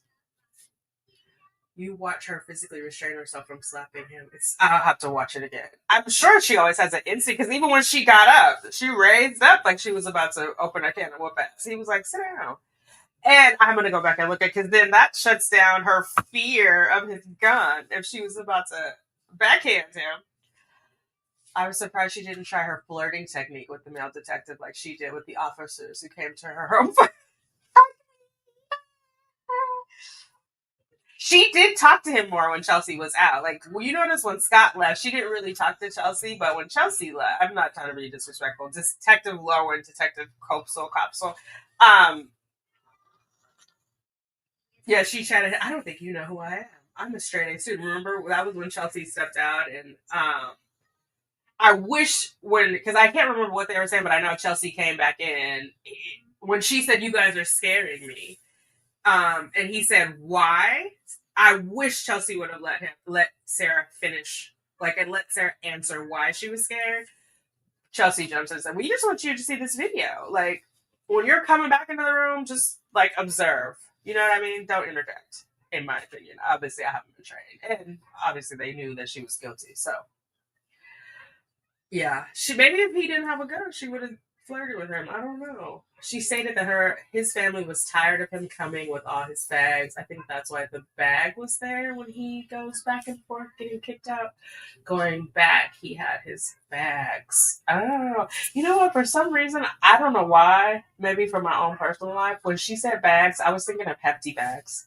I will say that in my lifetime, in my childhood, I have seen more than one man leave a home with all his stuff in black hefty bags that he found on the lawn when he got to the house. But yeah, maybe it was the luggage. Maybe he was going back and forth with this little raggedy suitcase.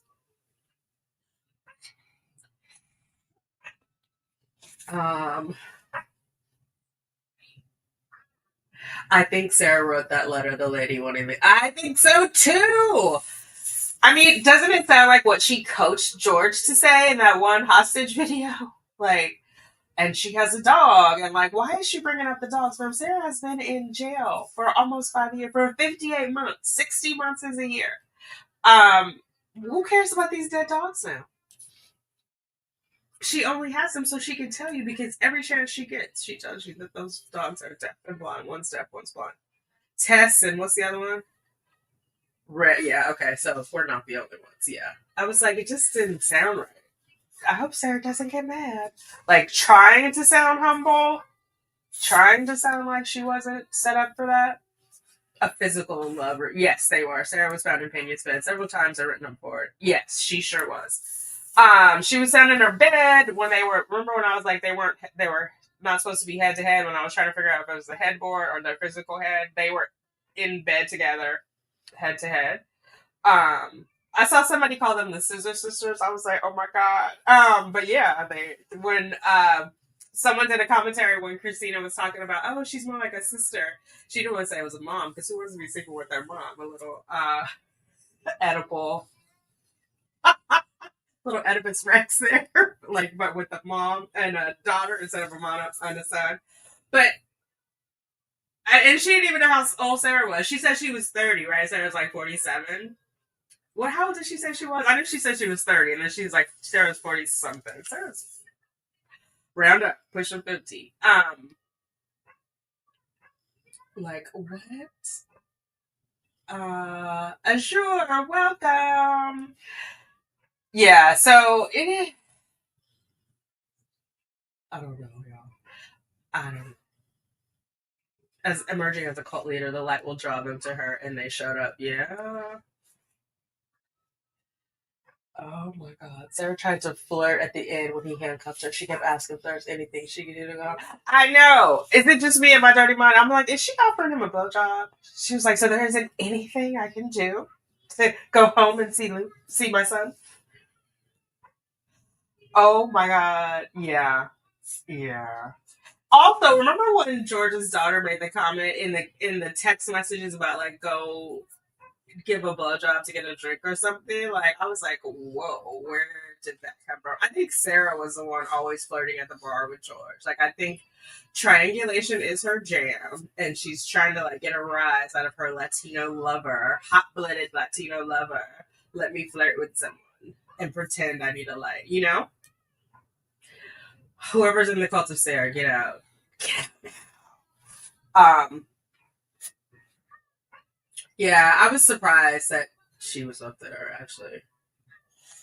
About this, yeah, I saw that, and it was someone. They had the little emoji of the two girls dancing like this, like it's two girls and they're kicking their legs, and then they put the scissors. I was like, oh my God, Sarah's gay for the say. They were also caught in the bathroom together, Robin. So they were in a locked bathroom, and guards had to wait a minute for them to unlock the door. So. And Sarah always had her stuff in Christina's locker or in her bunk, or it was something going on. But so when Sarah says when Christina says they helped each other on the papers, like that's probably the other handwriting that we saw in there. That sorry guys, my lips are dry. Apologies. She, I don't know. They were both in there 4 years, but they were only in the dorm together for 3 years, or they were only together for 3 years, whatever that means. So yeah. No, I did. I thought that. Was I the only one thinking? When she was like, so there's nothing I can do. No, ma'am. Unless you have a time machine and you can get him out of the suitcase before it's too late. It meant she saw the real Sarah. Right. That's what I thought. Like she was like, oh, that's who you are. Because I know I've been saying Sarah's racist for a minute and people got mad at me, but then it came out. I love, love, love. Does she include the police texting in her angry letter? It really got to her. Oh, right, when she was like, they're pinging, right? Because she was so paranoid of like, oh, they're like, what difference does it make, even if they're talking about her? She was like, oh, I naively sat there waiting to be arrested. I'm sure they were texting the fingerprint lady, like, yeah, where are you at? Where are you at, girl? Where are you at? We didn't hear. She talking instead. Because Chelsea couldn't stand her. She didn't want to be in that room with her for one more minute. The things too, it's like, girl, you've been holding on to that for 4 years. Even when she came back, I'm like, she been mad at Chelsea for 4 years. Like, and Chelsea's unbothered, running around with her 4-year-old. I wonder if she had a girl or a boy. Oh yeah, there's a whole channel. There's a lady who came after me. I think hers is called Excited Utterances. It's all pro Sarah. There's quite a few people who legitimately feel like she's an abused person. And so, I mean, it's the same with Amber. I remember on my other channel, which is about fertility, but I'm a true crime fan from way back. So in one of my lives up there, I had mentioned like, oh, thank God Amber lost and blah, blah, blah. And somebody wrote me this long thing. She's never going to watch me again. I'm not pro woman.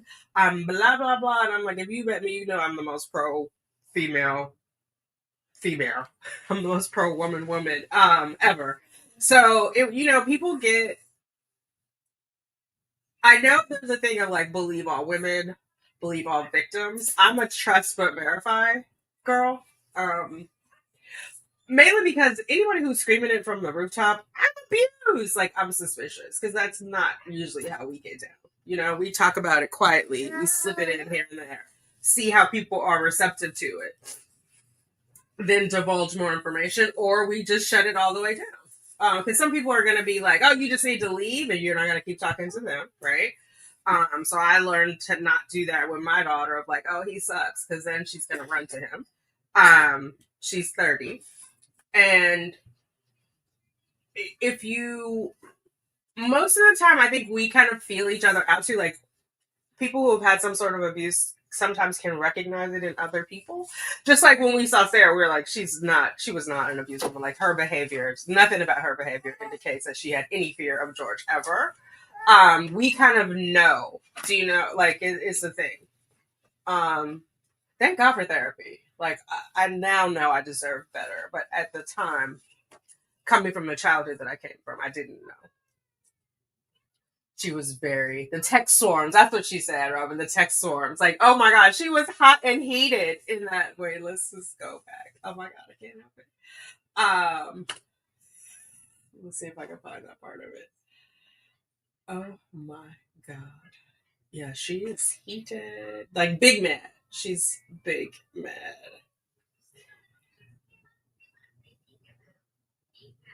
And what of her son's furniture was ruined?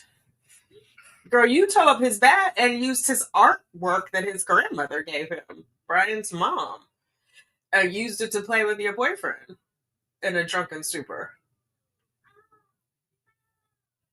This part, terrorizing and threatening my blind and deaf dogs by leaving the gate open. How is that terrorizing them? Like, train them to not go out of the gate.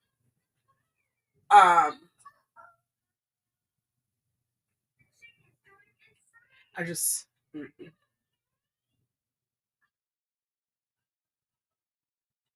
He threatened to break all the bones in her face. I don't see it. Do you guys think that little man made that threat?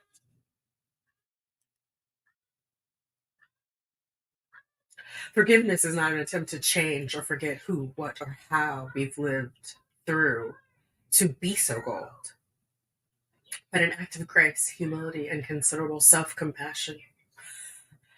Forgiveness is self-compassion to be set free from sorrow. Girl, you don't seem set free. Maybe some of this she read to them, like, oh, I'm just going to talk about forgiveness and how I forgive everybody. I'm not holding on to anything. Nobody, well, I'm not going to speak for anybody. I did not expect any forgiveness from her. I don't feel like I need any forgiveness from her. I forgive George for beating me senseless. Yeah, okay. Well, now we know why she has no sense. Let me see. Where are the detectives? I forgot. It's 28 pages. Good Lord. Okay, let me make it smaller so I don't make you guys dizzy. I'm going to scroll over here. Where is it? Okay.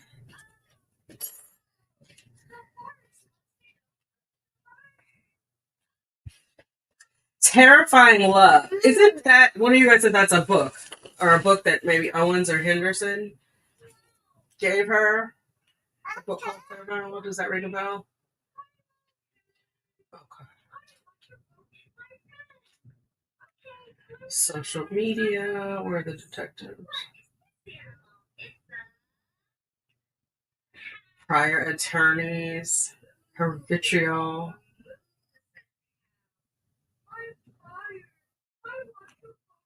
And where is she getting this information that Padilla was on staycation? Does he have another house in Orlando? That part did not make sense to me. This also doesn't make sense. Patricia A. Cashman is also forgiving for admitting I had a right to a bond I asked her for so I could actually utilize one of my rights as opposed. She didn't say that to the judge. When she wrote that 58-page letter, she said, why can't I have a bond? And that Patricia Cashman was telling her she can't have a bond or that she needed to talk to her brother or all these other things. That was the last time they were all together before Judge told her that she forfeited her right to attorney. So when did Patricia Cashman admit that she had a right to a bond? Because if she asked before she wrote that letter, why was it in the 58-page letter?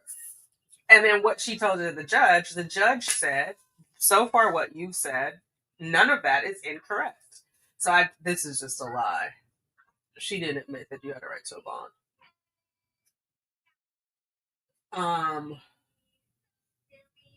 Condescension, gross, unnecessary arguments. Takes two to argue. Stop talking and there won't be an argument. And then she talked about Hobson, and remember, he had paid for $400 in copies that he didn't even ask to be reimbursed for because she's paper obsessed. Okay.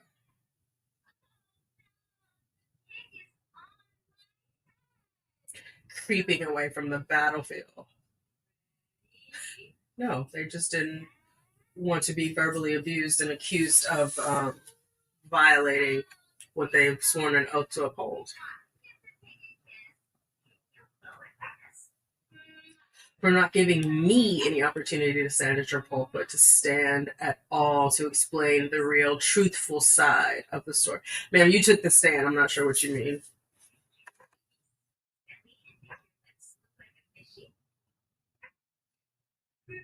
I believe if the justice system, including yourself, would and should have done any vital homework on the already almost see-through attorneys from being spread so thin.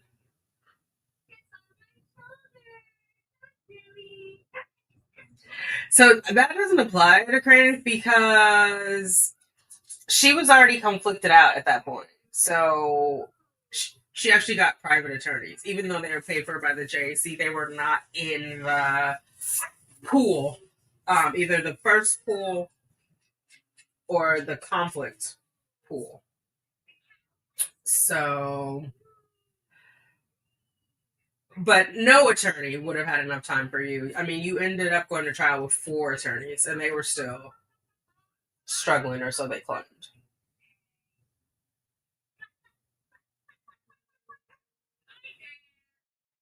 And withhold any more bias and prejudice. Oh my God.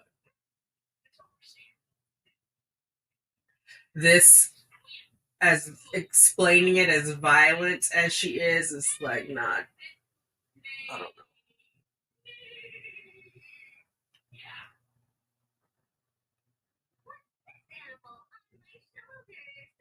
And still took my rights and oppressed harder.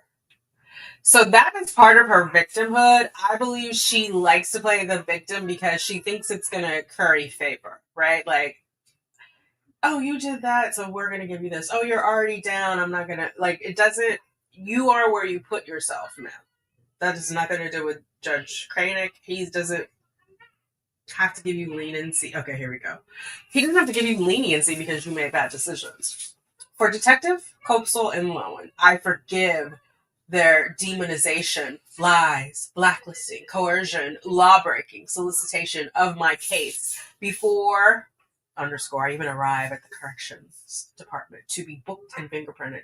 This can be seen in my unbeknownst interrogation video where I asked what they are doing, what all the pinging was during their texting swarm, while I naively sat there waiting to be arrested, which they knew would happen the day before. For Copsel, for bald-faced lying on the stand to the judge in court on record. She didn't tell me to come to the station to pick up my phone. Why else would I go? I didn't even know about the surprise interrogation.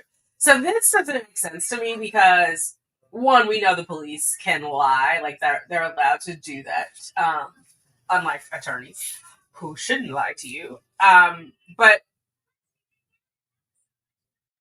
why would Chelsea be lying about it now? If she's allowed to tell you whatever to get you to the station, why wouldn't she just say, yeah, that's how I got you down there. That was it. I told you to come and get your phone. It would be no harm, no foul. I mean, there's nothing wrong with it. So why would she lie about it? So it just makes it even more incredulous that then Sarah comes back to say she had to be lying. Judge K already ruled on from the hearing that he found Sarah was not credible. She's still not credible, but she wants to say it again. This is her attempted conversations. If she doesn't get her way, she's like a dog with a bone. She's gonna keep coming back. And I think partly Brian knew that. I think that's why he just relented so much. Like, he didn't want to go round and round because she doesn't take no for an answer. Like, he needed the law to help him. unlawfully broadcasting who they wanted the world to think I was by their schemes, learned lessons, and fraudulent stratagems from the school of manipulation and taking advantage. How much do they make off of me and still are for calling it in, then removing the curtain to expose their personally twisted, murdering monster? Girl, they're not claiming you. You're not. You're not their monster. They are not claiming you as their monster. When she's an admitted liar, she's supposedly lied. Right. She's told like 4 different versions of this story. Yes, so bro. So I was taught that too. No excuses.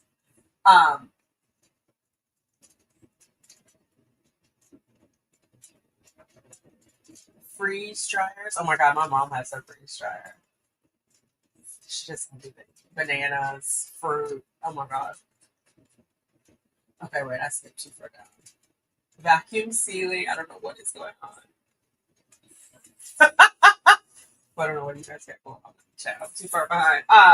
Talks about in previous letter how when pointing at someone, 3 fingers pointing back, Sarah does nothing but point. Sarah does nothing but point fingers. Yes, Mel, she does. They're always pointing back at her. She can't help it.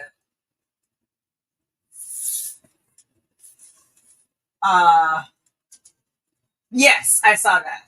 He had to withdraw because he's not an appellate lawyer. I think, and it's possible, that Judge K made a mistake. Because when he talked about her being conflicted out, like she hasn't had an appeal attorney, so how did she get conflicted out? Do you know what I mean? Like the regular attorneys are what she got conflicted out. Both on the, what is it called? The public defender's office and the conflict office. He said that she was conflicted out, but I think that is for, maybe he called him and they didn't want Sarah. They're like, oh, no, not us. She's not going to talk to the appellate attorney anyway, right? They're going to look at the transcripts, look for errors in that the prosecutor may have made, that the judge may have made, to irritate her, which I thought was an excellent idea. I like that. I mean, imagine that. Like, that is horribly insecure / narcissistic that if someone is texting, then they're texting about you. I see a lot of people texting, and I'm never like, it's not about me. I'm texting, and it's not about anybody in the room. You know what I mean? Like, I mean, maybe they were, but I feel like they were looking for the fingernail lady. Like, get in here. It's scary how people can see all the evidence in the world in front of them and still refuse to see their shit. I think that truth is also based on our lived experiences, though. Do you know? Like how Owen said when he saw the video, he saw one thing versus what his partner, Tony Henderson, thought when he saw the video, right? Because Owen said he was like, well, what did he do to her? But in his mind, in order for you to kill someone, it has to be because they did something to you. And for Sarah, not so much. I think she just, you know what? Oh, he's there. I'm like, he cut up from his nap, and now he's in the watching. I thought I turned that off. He's turned it back on. I got him a little couch. He looks like such a big kid. He's oh, actually, he's sitting next to his little couch. He's sitting in this wheelchair. But it's like a little, it's like a fold out, so he can take a nap on it, but he pulls it up to sit on it. And he just sits there with his little legs crossed. Sugar Bear. I just read these subjects. Anyway, that's not what he does. But I think, the truth is relative. Just like how Julie Harper, thank God for Dr. Julie Harper. That's how we got all the footage in for the rebuttal, because that's what they showed her. But notice they didn't show anything about Brian. She didn't. If you go back through that list, I couldn't find it quickly. But if you go back through that, when he was like, so you looked at this, there was nothing with Brian in there. She even listened to Melissa Sexton's audio, but not Brian Coates. So she doesn't know that Sarah was the aggressor. So you have bad facts in, bad data out, right? Just like with the Wondery thing, I'm like, Candace DeLong is making points off of bad information, so we're not getting like the real Candace, like the full, There's also, and I know people don't like to talk about this because people are like, I don't see color. Then that must be invisible to you. There's also the preconceived notion that the guy with the tattoo is the aggressive one. The guy, he has no criminal history. He had like traffic tickets before that. But you look at them, if you just see them for 5 minutes, how she over articulates. So the police come, they size it up, like, it must be him. Like some of them were onto her. We saw the police footage, but some of them were not. Like when they were the ones who were really aggressive to George, like, get out, and he's asleep. They bought Sarah hook, line, and sinker, and she was counting on that. I just don't know how you hear those messages, like those text messages, though, and don't see that something's wrong with Sarah. Or when he's on the landing at the top of the stairs, and she's like, "I can smell you," and then she's in that flowered nightie, which is like, I don't know. I just expected her to be there in like black latex with a whip, but the camera flashed down, and she had on like a little floral nightgown. When you drank all the vodka, there was enough for 2 people to have a good time. Like. But you think he's the abuser? You think somebody gets to talk to their abuser like that? Okay. I think the defense strategically provided to Dr. Julie Harper what they wanted her to come to the conclusion that they needed her to come to. I don't think the defense watched all of those videos before they handed them over to Dr. Harper, not even the trial consultant, because those videos were damning for Sarah. But some people saw them and said, the police are there, they're arresting him. Like, that must be right. He must need to be arrested, right? Instead of like actually objectively looking at. He was never charged, or not that he wasn't charged. He was never convicted on any of them. And I've gone back to double check this. He was on pre-trial release. That's why he was seeing the oh my god, the officer, the probation or whatever they called it, and that's why he had the diversion classes. I don't know why Sarah didn't also have, like, because they dropped that charge, but there was one charge of his that was not dropped at the end. It wasn't dropped until after his death, which is what he was on the probation for. And it was something in there like, he's deceased, and so we're gonna close this. Let me just see if I can find it really quick. Clerk of Courts.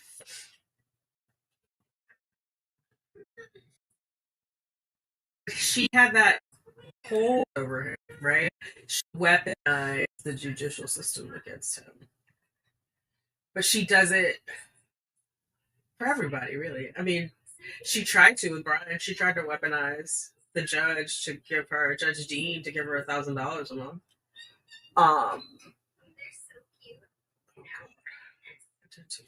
George's birthday is 2/13, 77, right? Or 78. Sorry, 77.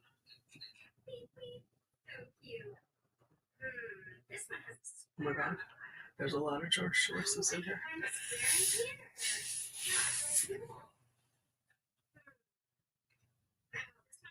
And also, I know some of you guys had said George cheated on his wife with Sarah, but the wife was in Philadelphia. Are you guys saying he wasn't divorced, but they were separated? Like, I'm trying to figure that out. Good Lord. Let's try it again.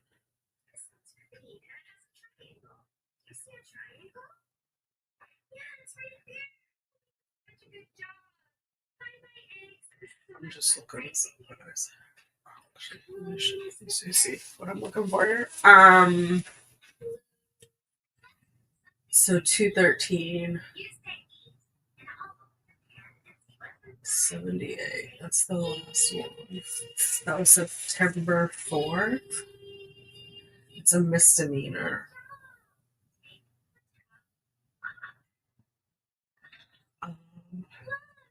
Does it? Are you guys seeing this? No, you're not. I'm glad I checked. Good Lord.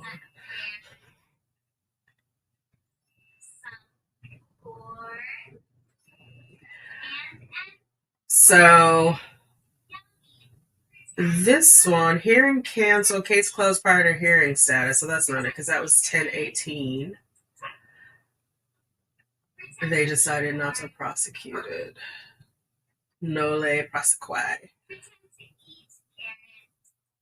Count 1, violation of pretrial release dating violence. So that is when he was at her house and he violated the no contact. Right? So that's Sarah related because if she didn't request a no contact, he wouldn't have violated it. Let's just see this one.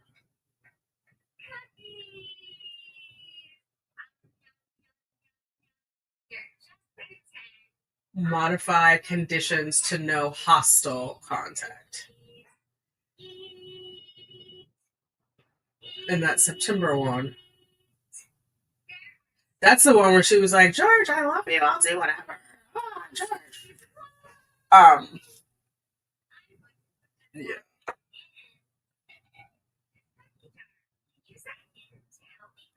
This we actually looked at before. It's the one where his mom bailed him out and then they rescinded the bond because of it was a violation. Anyway. Yeah, just lots of. He's free. I mean, that helps me sleep at night. George is free. I wish he would have been free and alive, but he got away from her. It's like a positive affirmation for myself every time I see. Oh my gosh, that's like me in my 600-pound life. I watch Sean the Steel 600. Like no matter how many cookies I have, I'm not doing that. So horrible. Think of how many people, some YouTubers even, who refused to accept that George worked and did not go around beating Sarah on a regular basis. I don't even bother to correct people anymore. I know, Pinky. That is part of the reason I wanted to start the channel was to look up stuff because I kept hearing stuff and I'm like, this person is saying this, but this is not correct. And especially because there weren't that many people of color covering it and have that same experience with the police and something similar. He had a job up until 2 weeks before she killed him. He was a shift manager, swing manager. He had employees. You're back? You're telling them you're back? They weren't asking about you. You just want them to know? Are you digging in your nose? Please don't do that. I don't like when you do that. You don't care. Sun, Mr. Golden Sun, please shine down on me.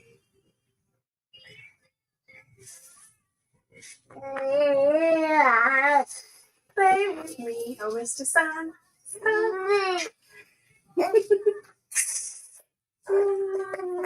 Okay. Yeah, I think some people just don't want to believe. They can't. They look at her, they look at him, and they're like, "There's no way she can." But then, if you watch the trial, you just see her. She's a nasty woman, as the former and future president would say. Hello. She has no sense of none whatsoever. Oh yeah, I read that one. The thing is, too, what was Dr. Harper talking about? Because she's 11 months older than her younger brother. I think she's 11 months younger than the oldest brother. She's a middle child. She's giving Jan all day. What happened? Oh, you came back in here for more milk? Yeah. You want milk? Yeah. Okay.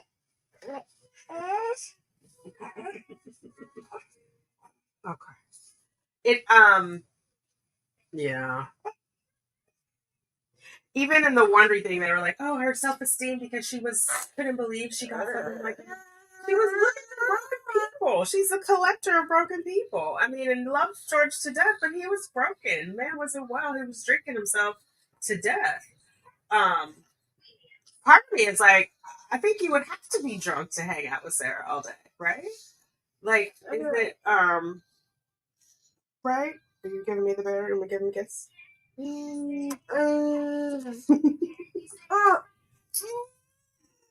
Group hug. Okay. Yeah, I don't know. People see what they want to see. And there's some people who still think Amber Heard was victimized. You know what I mean? That she was not an abuser to end someone's life. How could she talk about anyone ruining anything else? Yeah. read Sarah's letter last night. He was cringing at the Mr. Koenig references and her yeah, she spells it ridiculous in all her letters. Like, oh my god. The who, what, and why don't really matter. Isn't that what she said? He's dead. She didn't say that part, but like, yeah. She doesn't know the who, what, why. Like, even to this day, she can't really explain what the hell happened. That we can be just as bad. Yes. Okay, what did LW say? They have the power to be just as vicious as men. Yes. But there's maybe. Yeah. Like, let's just all be kind to one another. And it has to start in childhood. Like, I am 100% convinced something happened in Sarah's childhood to make her like that. Am I blaming her parents? I am not. Because after we turn 18, we get to decide what kind of human beings we want to be, what kind of therapy we need, all that fun stuff. In America, I know it's hard because we don't have like nationally funded health insurance, but I think with the universal care, maybe healthcare is included. I don't know. Free counseling, I don't know, but definitely there's help out there. I love Law Number. I haven't seen him in a while, actually. I should go back and watch his Friday Night Live. What it's worth, that is a wonderful statement. It's so very true. Respectable is to accept that we can be, yeah. Equal means equal. And tells her point blank, find someone else to take up your pity party. Oh my god. I hope they come in and just say, nothing here. Sitting around begging him to tell her what's what and how many. Oh my god. Yes. Doesn't work directly with Sarah. It's just straight legal analysis. She's going to be pissed. It's not her. Yeah, she's going to write him, LW. She's going to write him. Even though they have no reason to ever speak to one another because it's all about errors made in the trial, not her. Even, I'm trying to, was it Cashman that she first said, I don't trust her telling my life story? That's the part that she keeps missing. She feels like the whole totality of the story gets her off of what she did. That, I mean, even if it were true, right? Let's just give her the benefit of the doubt. Let's say all that abuse that she talks about happened. The inappropriate, intimate relation, shall we say? Sorry, I'm trying not to say the great word. And all of that, let's just say it doesn't, in that you are beating him with the bat, forcing him to stay in this suitcase, it doesn't matter. It does not matter. If your brain is wonky because PTSD, there were other things that you could have done. You weren't in fear and then went to sleep. That just doesn't make sense. Soundly for 12 hours. Vacuum sealing. Oh, is that where the vacuum sealing came from? Oh my god, I love it. Vacuum sealing, dryer, food dryers. Just looked at the news story again. Yeah, it's true. Oh, no. Yeah, he doesn't do appeals. He was just pulled from the defense, the public defendant, public defender's office. The price wrong for the freeze dry plastic with dehydrators, unfortunately, but good enough. Oh my god. Oh wait, I think my mom had a dehydrator, not a freeze dryer. She had a bunch of contraptions. In California, you have lots of counter space and lots of cabinets, so you can have all those for food gadgets. New York, Manhattan, not so much. I would definitely point a finger and get 3 back. The clerk actually appointed the attorney, not Judge Koenig. Right, but I think Judge Koenig may have been repeating what the clerk said, that she had conflicted out. She had not had any appellate attorney, so it didn't make sense that she conflicted out. Do you know what I mean? Like, because usually the defense attorneys are not the appellate. Every case I've seen is a different appellate attorney. But she couldn't have conflicted out, because what other case did she have that went to trial for there to have been another appellate?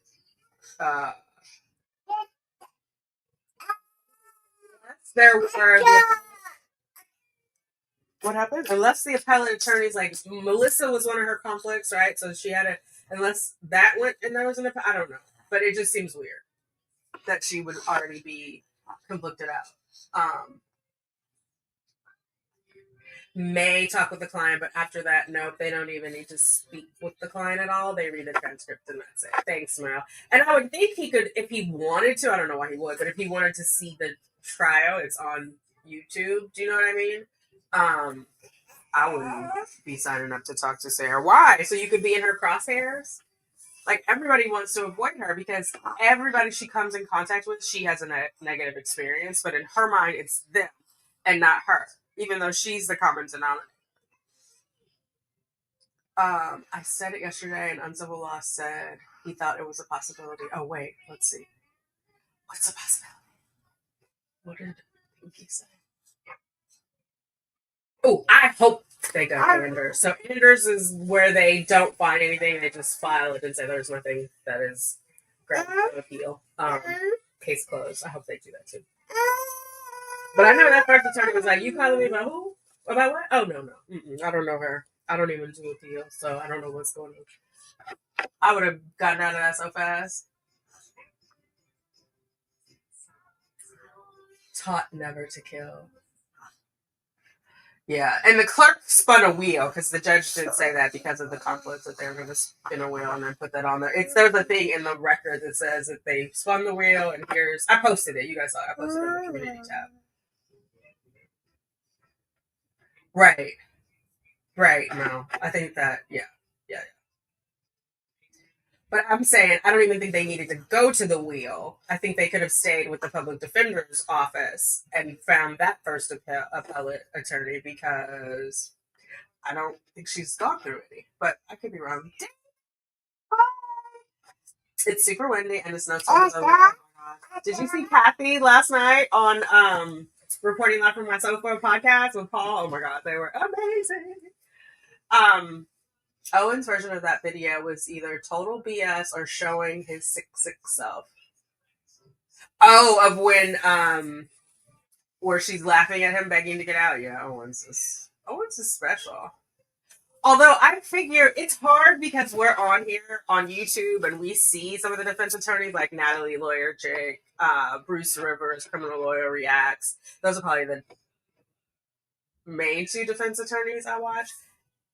And we root for them, so I want to root for the defense attorneys because I want, that's part of the judicial system is that people have fair representation. And I am not being facetious when I say I'm grateful that Owen stepped in because I feel like her conviction is much more solid now that she had an attorney versus if she would have just got her butt, like if they would have mopped the courtroom floor with her butt and she got convicted. I just feel like that was more like opportunity to drag it out, which I don't want that for the Torres family. Everybody's pretty good here. We're going through, whatever really the listeners want to talk about and what I'm rambling on about. Okay. They'll get it sorted out, whatever it was. How many appellate attorneys do you think she will burn through? More than 8 or 9? Is pro se appellate counsel? I don't think so, because you really, really need to know the law. And I wondered, does I don't know. I love Judge Crane. He's so well versed in the law, and I'm not being snarky. Not all judges can just rattle off, but I think because he's also a teacher, he knows it in and out. He can look at something and be like, yeah, that does not apply to this. Which I think did Owens and Henderson in because they weren't counting on him being such a thorough judge. That's my opinion, obviously. Also, I think Henderson phoned it in. They made a key mistake when Henderson, they being the defense, when Henderson did not go to the deposition of Tonya Warner, right?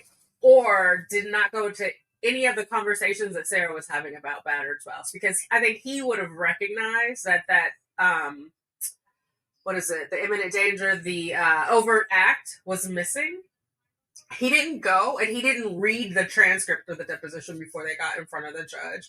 And he was their battered defense guy. Remember when he came, he phoned in from Mars and he Owens deferred that part to him. Mr. J objected because there should be one counsel to one witness. But they ended up letting him talk. Who knows what he said? But he is more, I think, learned on battered spouse. And so I think that was a major misstep early on in the not even in the trial part, I guess the hearings part. Because Tony Henderson did not want to say what the overt act was. He was like, you can't force us to do that, and blah, blah, blah. That messed up their strategy. Mr. J's diligence about not showing those photos until she said the overt act was brilliant strategy. I wonder if that is something like that might be appealable. LW, did you research that? Like, um, I don't know. Yeah. If he had let them in sooner, I think like the jury would have been confused, right? And I mean, Mr. J was spot on. Like the toothpaste out, you can't get it back in. Don't let that in. I think had it been shown in opening, like the black eye and all that, without the context of who Sarah is, not having seen her or any of the videos, you might have been swayed. Because we're human. Like if someone is being abused, we're going to step in and be like, this is wrong, right? But it's only throughout the trial that through seeing spurts of Sarah's behavior, that you realize she is evil and vindictive. But you wouldn't know that during opening statements. And so they were going to put on a good old boy show of we got to save women, we got to save the girls, you're not supposed to hit a girl, no matter what. And they would have gotten an emotional verdict of like, oh no, that was manslaughter. She put up with so much. She should have put him in that suitcase years before type energy. Do you know what I mean? Like they got outsmarted, outplayed in that. Is that appealable? I don't know. I think it was brilliant. I'm glad it went down that way, but I don't know. Does that happen before? I'm sure Judge Koenig knows though, because he cites that law, that case law, like nobody's business. I've not seen a judge, and I've been watching true crime for a long time. I've not seen a judge that well versed in the citations and just like rattle them off, prepared, just really thoughtful about what he did in this case. Like everything was with intention, everything was thoughtful, everything was with an eye toward potential appeal issues, in my opinion. 71 degrees. Oh my God, snowbird weather. Yes. Oh my God. I love it. Didn't admonish her for her actions, but I understand. Admonish her while he was on the bench, like for what she said. Don't give her air. She's like a fire. Take out the oxygen. He had never spoken to him. Yeah, that was Brandon. And Chelsea didn't ask why. He was like, "Oh, he's a bad dude." Chelsea didn't ask why. Why is he a bad dude? Because on the stand, he said he didn't. He didn't. He said it in his interview too, but he reiterated on the stand that he didn't really interact with either of them because they were like drunk people. But Sarah kept coming. Yeah, I'm glad he didn't dress her down. Police response: man and Hispanic equals guilty. Yes. The thing is like, the whole judicial system in America was built to contain slaves. Like I know people don't like that. For people who were enslaved, you called the police to come and get them. You called the law to come and get them, and they would release dogs and everything else to go and get you. So that is the baseline of our police enforcement. It's always there. That's why people say it's like systemic and systematic. So no matter what, if you've had a black president, there's the optics of when you show up on a scene, there is a white woman in distress and there is a Hispanic man. We are human. You want to get the white woman out of distress, or any woman. It shouldn't have to be white. Any woman. We'll just say woman and man, Hispanic man. Because there is like there just is. Like, it reminds me of Emmett Till, right? The one lady who said he whistled at her. He didn't whistle. He was a child. They hunted him down, strung him up, ripped him apart, and threw him in a river. On her deathbed, she said she lied. He never whistled at her, but you can't bring him back. His mom, Emmett Till's mom, had an open casket so people could see what the police had done to her son. Judge, jury, and executioner right on the side of the road. So they want to save Sarah. And at first, she seemed, I don't know. You could tell, like, the last cop, when she was like, didn't mention she was defending herself, and he was like, well, you said on the phone you were hitting him. And she was like, well, I was being honest. I was defending myself.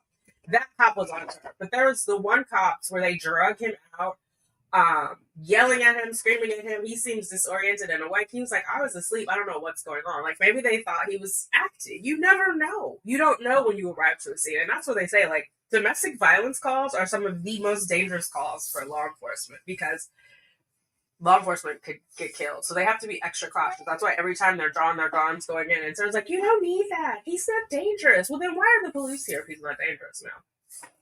If there's nothing to fear, why are the police here? Yeah. It's learned behavior, though. I think her mom was helpless.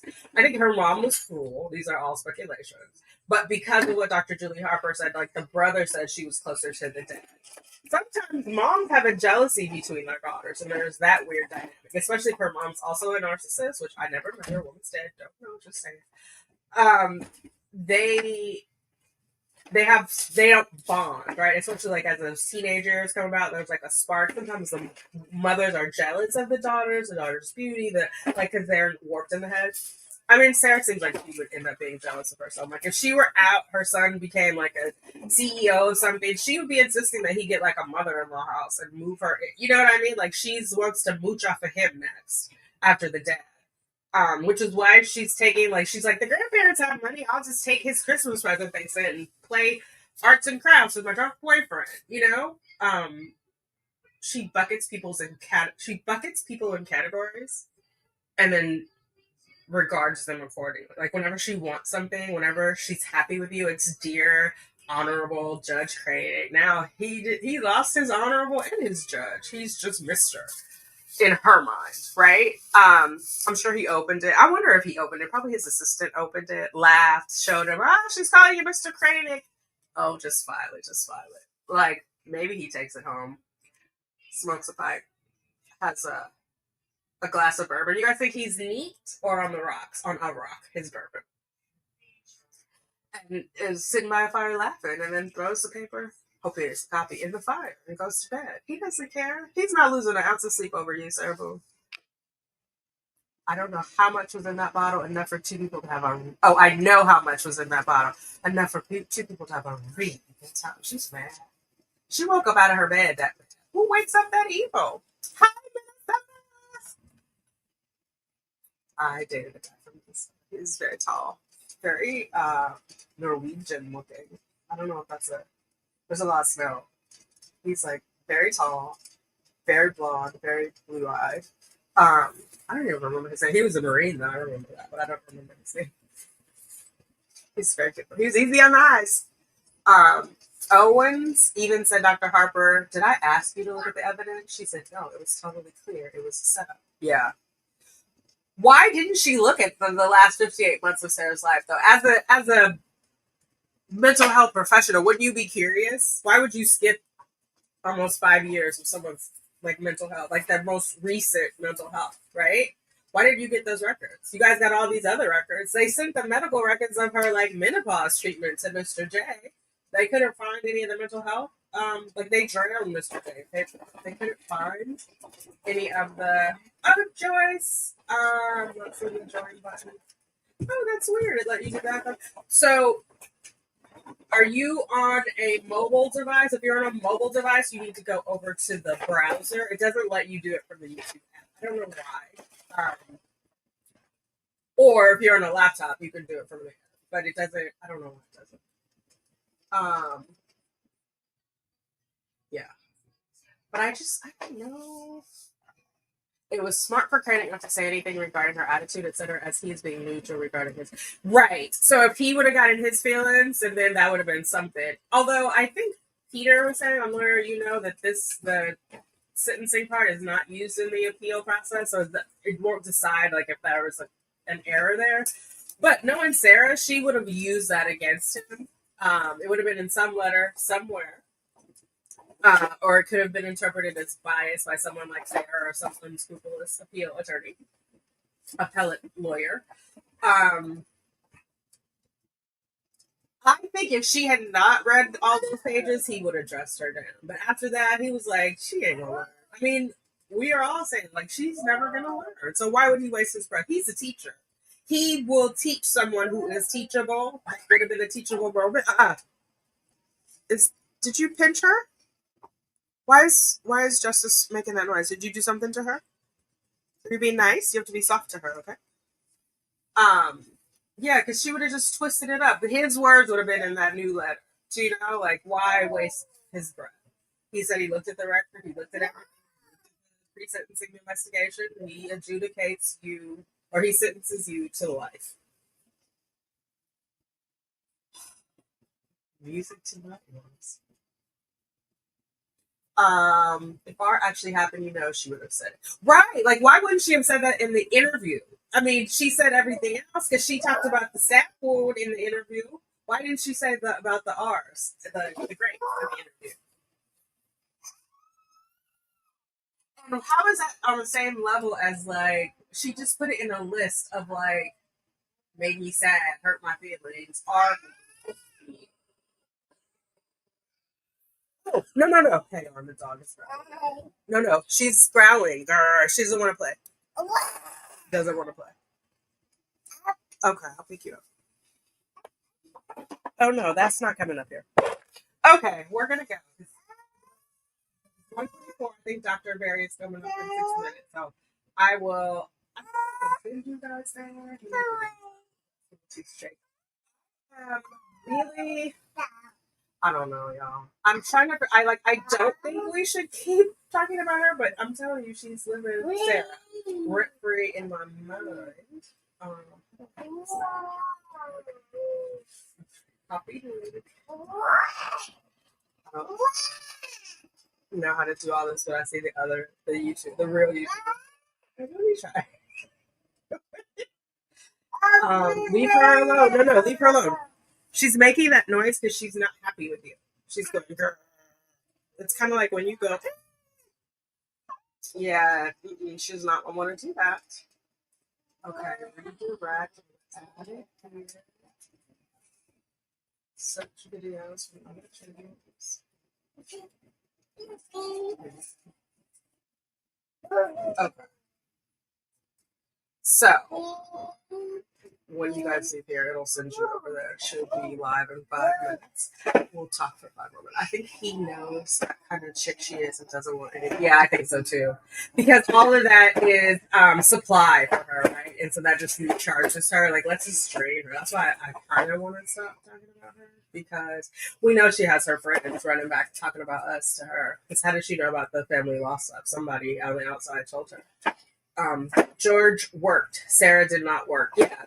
But she said she had to have a car to go to the job the next day. She had a job for a week in 2018 before she got arrested because she said at this time last week, presumably after her jail sentence, she didn't go back. And then when she is lording over him on the stairs, she talks about her new job and that she had work and there was like a sports guy or something, and George was like, I'm not impressed by fame or I'm not impressed by money or whatever.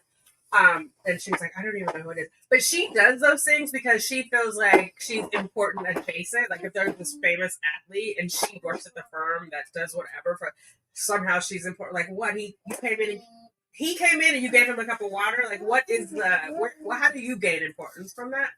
And like she's upset that she had to listen about George's day, but she didn't want to listen to his. She wanted him to listen to her. She didn't want to listen to his. Hard state in winter. Thank you, Pinky.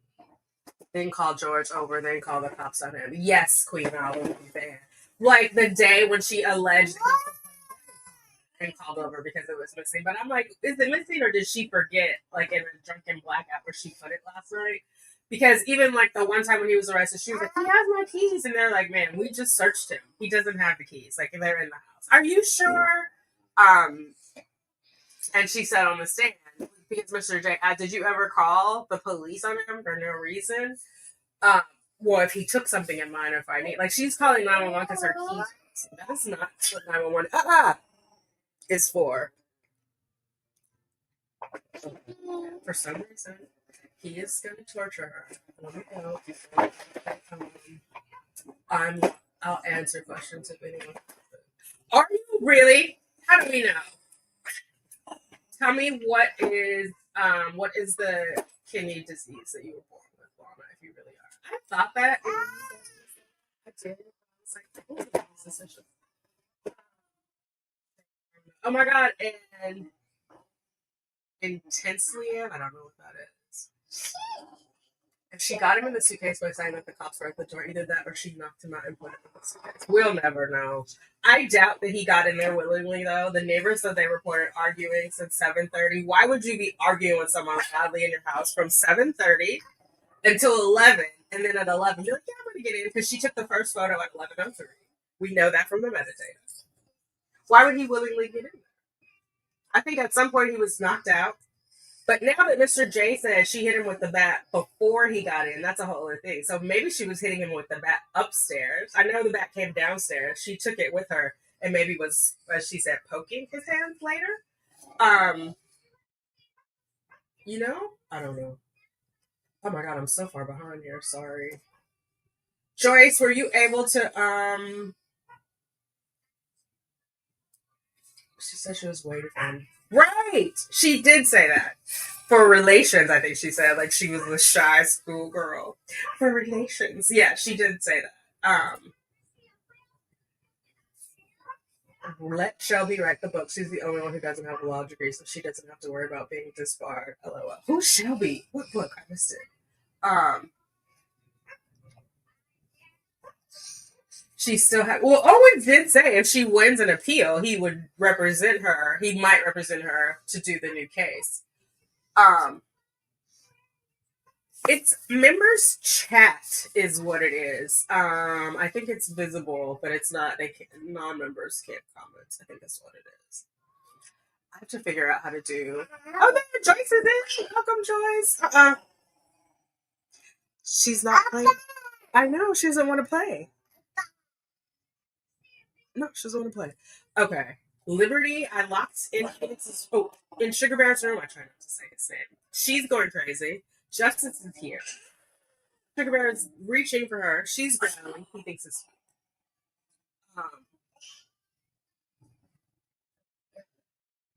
yes. Oh my god. She practiced on her own face first. She lies every time she says something. I will not. So, Lana, if that's really you, were you upset when Sarah said those things after you vouched for her? Where she just talked only, like, where she talked about being a deity and people blaspheming her. If that's really you, I want to know what you thought. And also, I want to know, did she write your speech for you? Like, or were you really saying things about her donating the kidney that she didn't know you were going to say? I'm a kidney donor. I do also want to tell you, I donated to my sister in 2000. I just gave it to her. I don't know what it's called, donation. I gave it to her in 2006. She is alive and well. She had an idiopathic kidney disease. So people who need kidneys are near and dear to me. And I'm here for living donors. I don't know. Will the prison make an allowance for her to even be tested? Are you taking off your jammies? It's 2 zippers, one at the top, one at the bottom. Oh, you got it. You want it off? Or you just want to play with the zipper? I like playing with zippers too. I think she came out of the shower, caught him packing, let him have it with that bat, stuffed them in the suitcase. Where he woke up, and that is where the video starts. Nice. I like that. I do think he was packing. I think he wanted to go, and that's why all his stuff was in there. It made it even more sad when I realized how much stuff was in there. Like, that's even less room for him. You know what I mean? Like, where was his... Was this nose and mouth? Was it occluded? Yeah. Okay. It's 1:32. Oh, I appreciate you.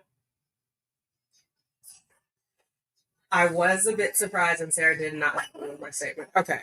Well, I am glad that you didn't know you say that before, and that was nice of you to offer. I was worried.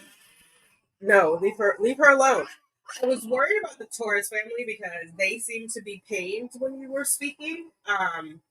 Like if you, and I understand, you're not well, but I think they wanted it to be more about George and not about like Sarah and her friends. You know what I mean? Like the sentencing is normally where we do impact statements and how it seemed like Sarah wanted to steal the show and have an impact. And that she might be a little jealous of George because she was like, if the who died, would I be the celebrated? No. The celebrated mother, no, because you weren't celebrated as a mother when you were. But I hope you guys have a genuine friendship. Please be careful. You were safe when there was no showers that clarified for 4 hours in silence. Okay. I'll see you guys over in Dr. Berry's chat because they're doing a lot of the matter. I am so glad that you guys came to hang out with me. I appreciate you. Take care of yourself. Toodles.